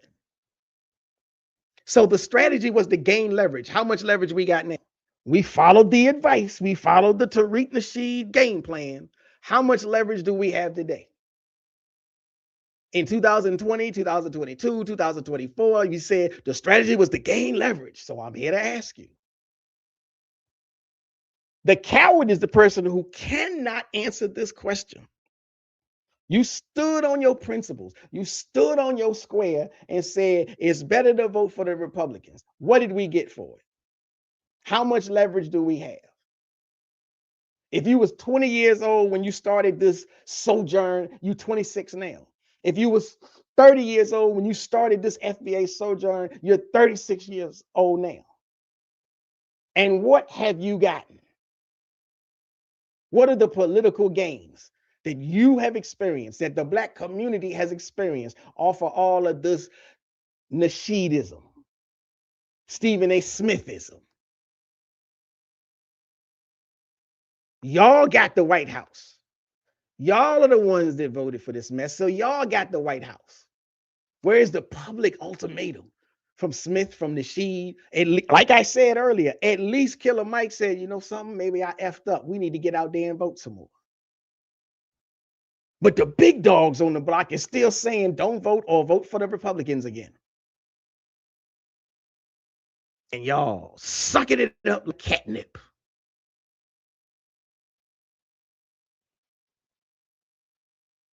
So I'm going to end with this. Something sitting underneath this. Like I said, Kanye West said slavery was a choice. The prophets of FBA politics are trying to turn slavery into a voting strategy. New age slavery, Jim Crow 2.0. They ain't waking y'all up. They asking you to walk backwards into a burning building while they watch from the outside in the air-conditioned media suite with contracts in one hand, algorithm paychecks in the other hand. They ain't delivered one single policy, and you don't care. They haven't delivered one single legislative act for the Black community, and you don't care. Not a single check, not a single protection, not a single formal demand to the party that they telling you to vote for and you voting for like a good little cult follower. Now, what they have delivered is a 2-year head start for the forces most interested in dismantling the institutional floor that 3 generations of Black political struggle produced. Real leverage is not switching your vote blindly based on a 60-year calendar because you don't think anything has occurred, especially when the truth is, kind of stuff has occurred. Real leverage is what Black voters have done every single time they have moved from one political party to the next in this country's history. We move toward a specific, concrete, competing legislative offer. Whether it was the New Deal, the Civil Rights Act, the First Step Act, there were specific legislative policies being documented and being delivered. Now, this is what I'll say. Whenever the Republican Party is ready to make an offer, well, they did make an offer. It was the Platinum Plan. And they put that in writing and delivered none of it, not one iota, as your boy Jesus said. But you're going to fall for the okie doke again. But we could have that conversation if they were actually going to offer something. Because accountability is indeed a two-part obligation. But if one party simply says, I ain't got nothing for you, man. So voting for the people who are actively dismantling the floor that you're standing on, and you call that being woke, what you are is sleepwalking like a zombie. And for real, I don't care which self-appointed political teacher, influencer told you to jump off the cliff. If you jump off the cliff, you just stupid. It's stinking thinking just to see, no matter who said it.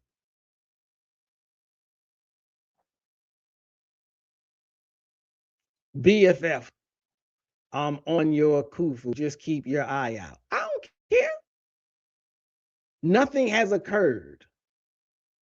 Nothing has occurred. I don't know what that means. But let me see. Where is my brother? Wow Television. Let me see. What was that? I see a comment you made, but I can't find it.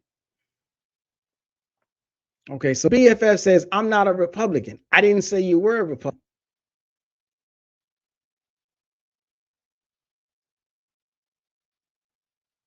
BFF says, what have Democrats done for Black Americans? I'm old enough to see nothing done from Democrats, and it's a long time. Are you the same brother that said you live in Vegas? Where do you live, BFF? Where do you live, BFF? That's what I want to know. Buddha Neste says he trolling, Elder. Thank you, brother. I know. I'm playing with him. I'm trying to get, like I said, I give Grace space. I understand if you feel like this FBA thing is real. That's why I'm asking you to do an audit. I'm asking you to look at what you were told and what you got. Because like you said, FBA, you always say the name of the game is the tangibles. Now, I understand that you feel like we ain't got no tangibles from the Democrats or black Congress members or so on. I understand the argument. What I'm asking you is, since we think we haven't gotten anything from the Democrats, we moved to for the Republicans. Well, we voted for the Republicans 2 years ago. What tangibles have we gotten? Because again, I have already shown what the tangibles were from the Democrats within the past 2 years. I know you ain't gonna go and look at that video. No, you're not gonna do that. Even if you did do it, you could come back and get on my goofy head and tell me none of them matter. That's another reason why I'm like, I'm not gonna do but so much like hand holding and going back over it, because no matter what I say, you're gonna say that don't matter, because I've already given you the examples. If a congressional black member made sure that funding maintained millions or almost billions to the HBCUs in their district, that ain't nothing. Tariq said that ain't nothing. But that's a congressional black member. If a congressional black member made sure that the people in their district who were farmers and were getting shut out of money that they needed to maintain their farms, and the black congressional caucus member wrote the legislation that got them their money. But Tariq said it ain't nothing.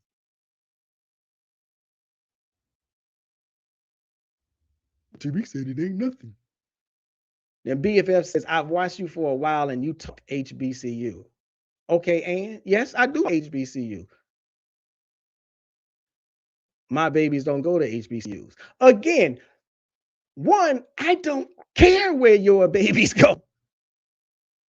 I really don't. I literally don't give a rat's where your babies go.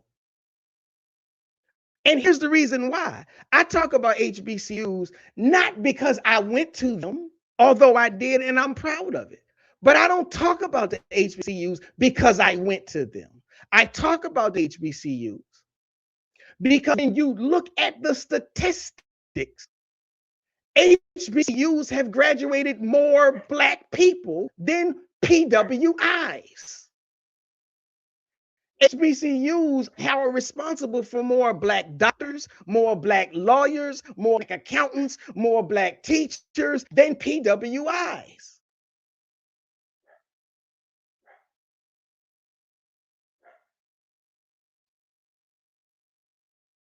So you can't say at the same time you are concerned about the black community, but then you're only concerned about your street. You only consider about, well, my babies don't go there, so it don't matter.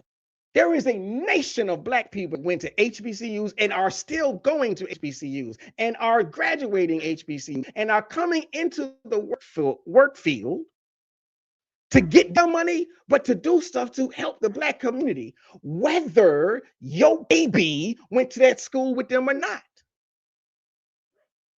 But maybe you don't care about HBCU, not only because your babies don't go there, because your babies ain't gonna never hire a black professional with nothing. You're gonna go have a white doctor and a white lawyer and a white accountant and a white teacher and whatever else. That's why you don't care about HBCUs.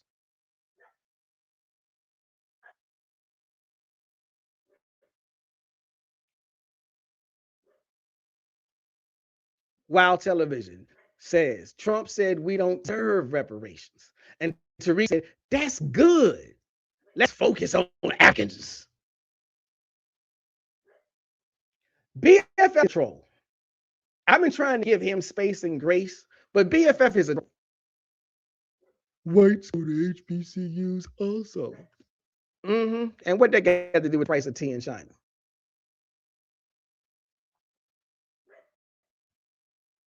BFF is a troll. Now, as I think about it, though, I appreciate your presence here, brother. You helping the algorithm. Keep on saying dumb shit. Keep on. You're helping the algorithm. I really do appreciate you being here. But I will say this. I've reached the end of my segment. I've reached the end of my notes. What are Democrats doing for the Black community as a whole? I've already answered that dumbass question. Ladies and gentlemen, this is your brother Shabazz. I really do appreciate you joining in, watching, paying attention, joining in and making comments. Shout out to Wow Television. You a real one. Shout out to BFF Bird Brain. You a real one too, real troll. Shout out to you. And you can jump on my kufi, be on my neck, or whatever else it is that you said. I'm trying to see if I missed anybody. I know most of the people was trolls, but anyhow, what was it? Be moving. Everybody that showed up and made comments, I tried to get your name on the screen and give you a shout out and engage with your commentary, even if it was troll-ish. But like I said, so this is what I do on this channel. I try to present critique and analysis. Yes, I got long-standing beef with some of your prophets, but I'm not disrespecting your prophets for the sake of disrespect. I'm analyzing your prophet to see if the strategies that they are giving you are helping you. And when you can't answer simple questions, then either you don't have the capacity or they not helping. But again, thank you for tuning in. This is your brother Shabazz. You have been watching and listening to The Proper Perspective. Hit the like button, leave more comments, share this with anybody else that wants to see what does it mean to have an audit of your political background, of your political playbook. And make sure you hit the like button because you will then make sure you hit the notification bell, hit all, and then you get the notifications every time I go live. This is Brother Shabazz. This is the Perspective, and I'm gonna get up out of here. Peace. Shabazz, break it down with the proper perspective. The proper perspective. So much controversy and a lot of deception. You don't know who's coming through with the light and reflection. And whose mouth is mumbling, trick knowledge deceptive. Shabazz, break it down with the proper perspective. So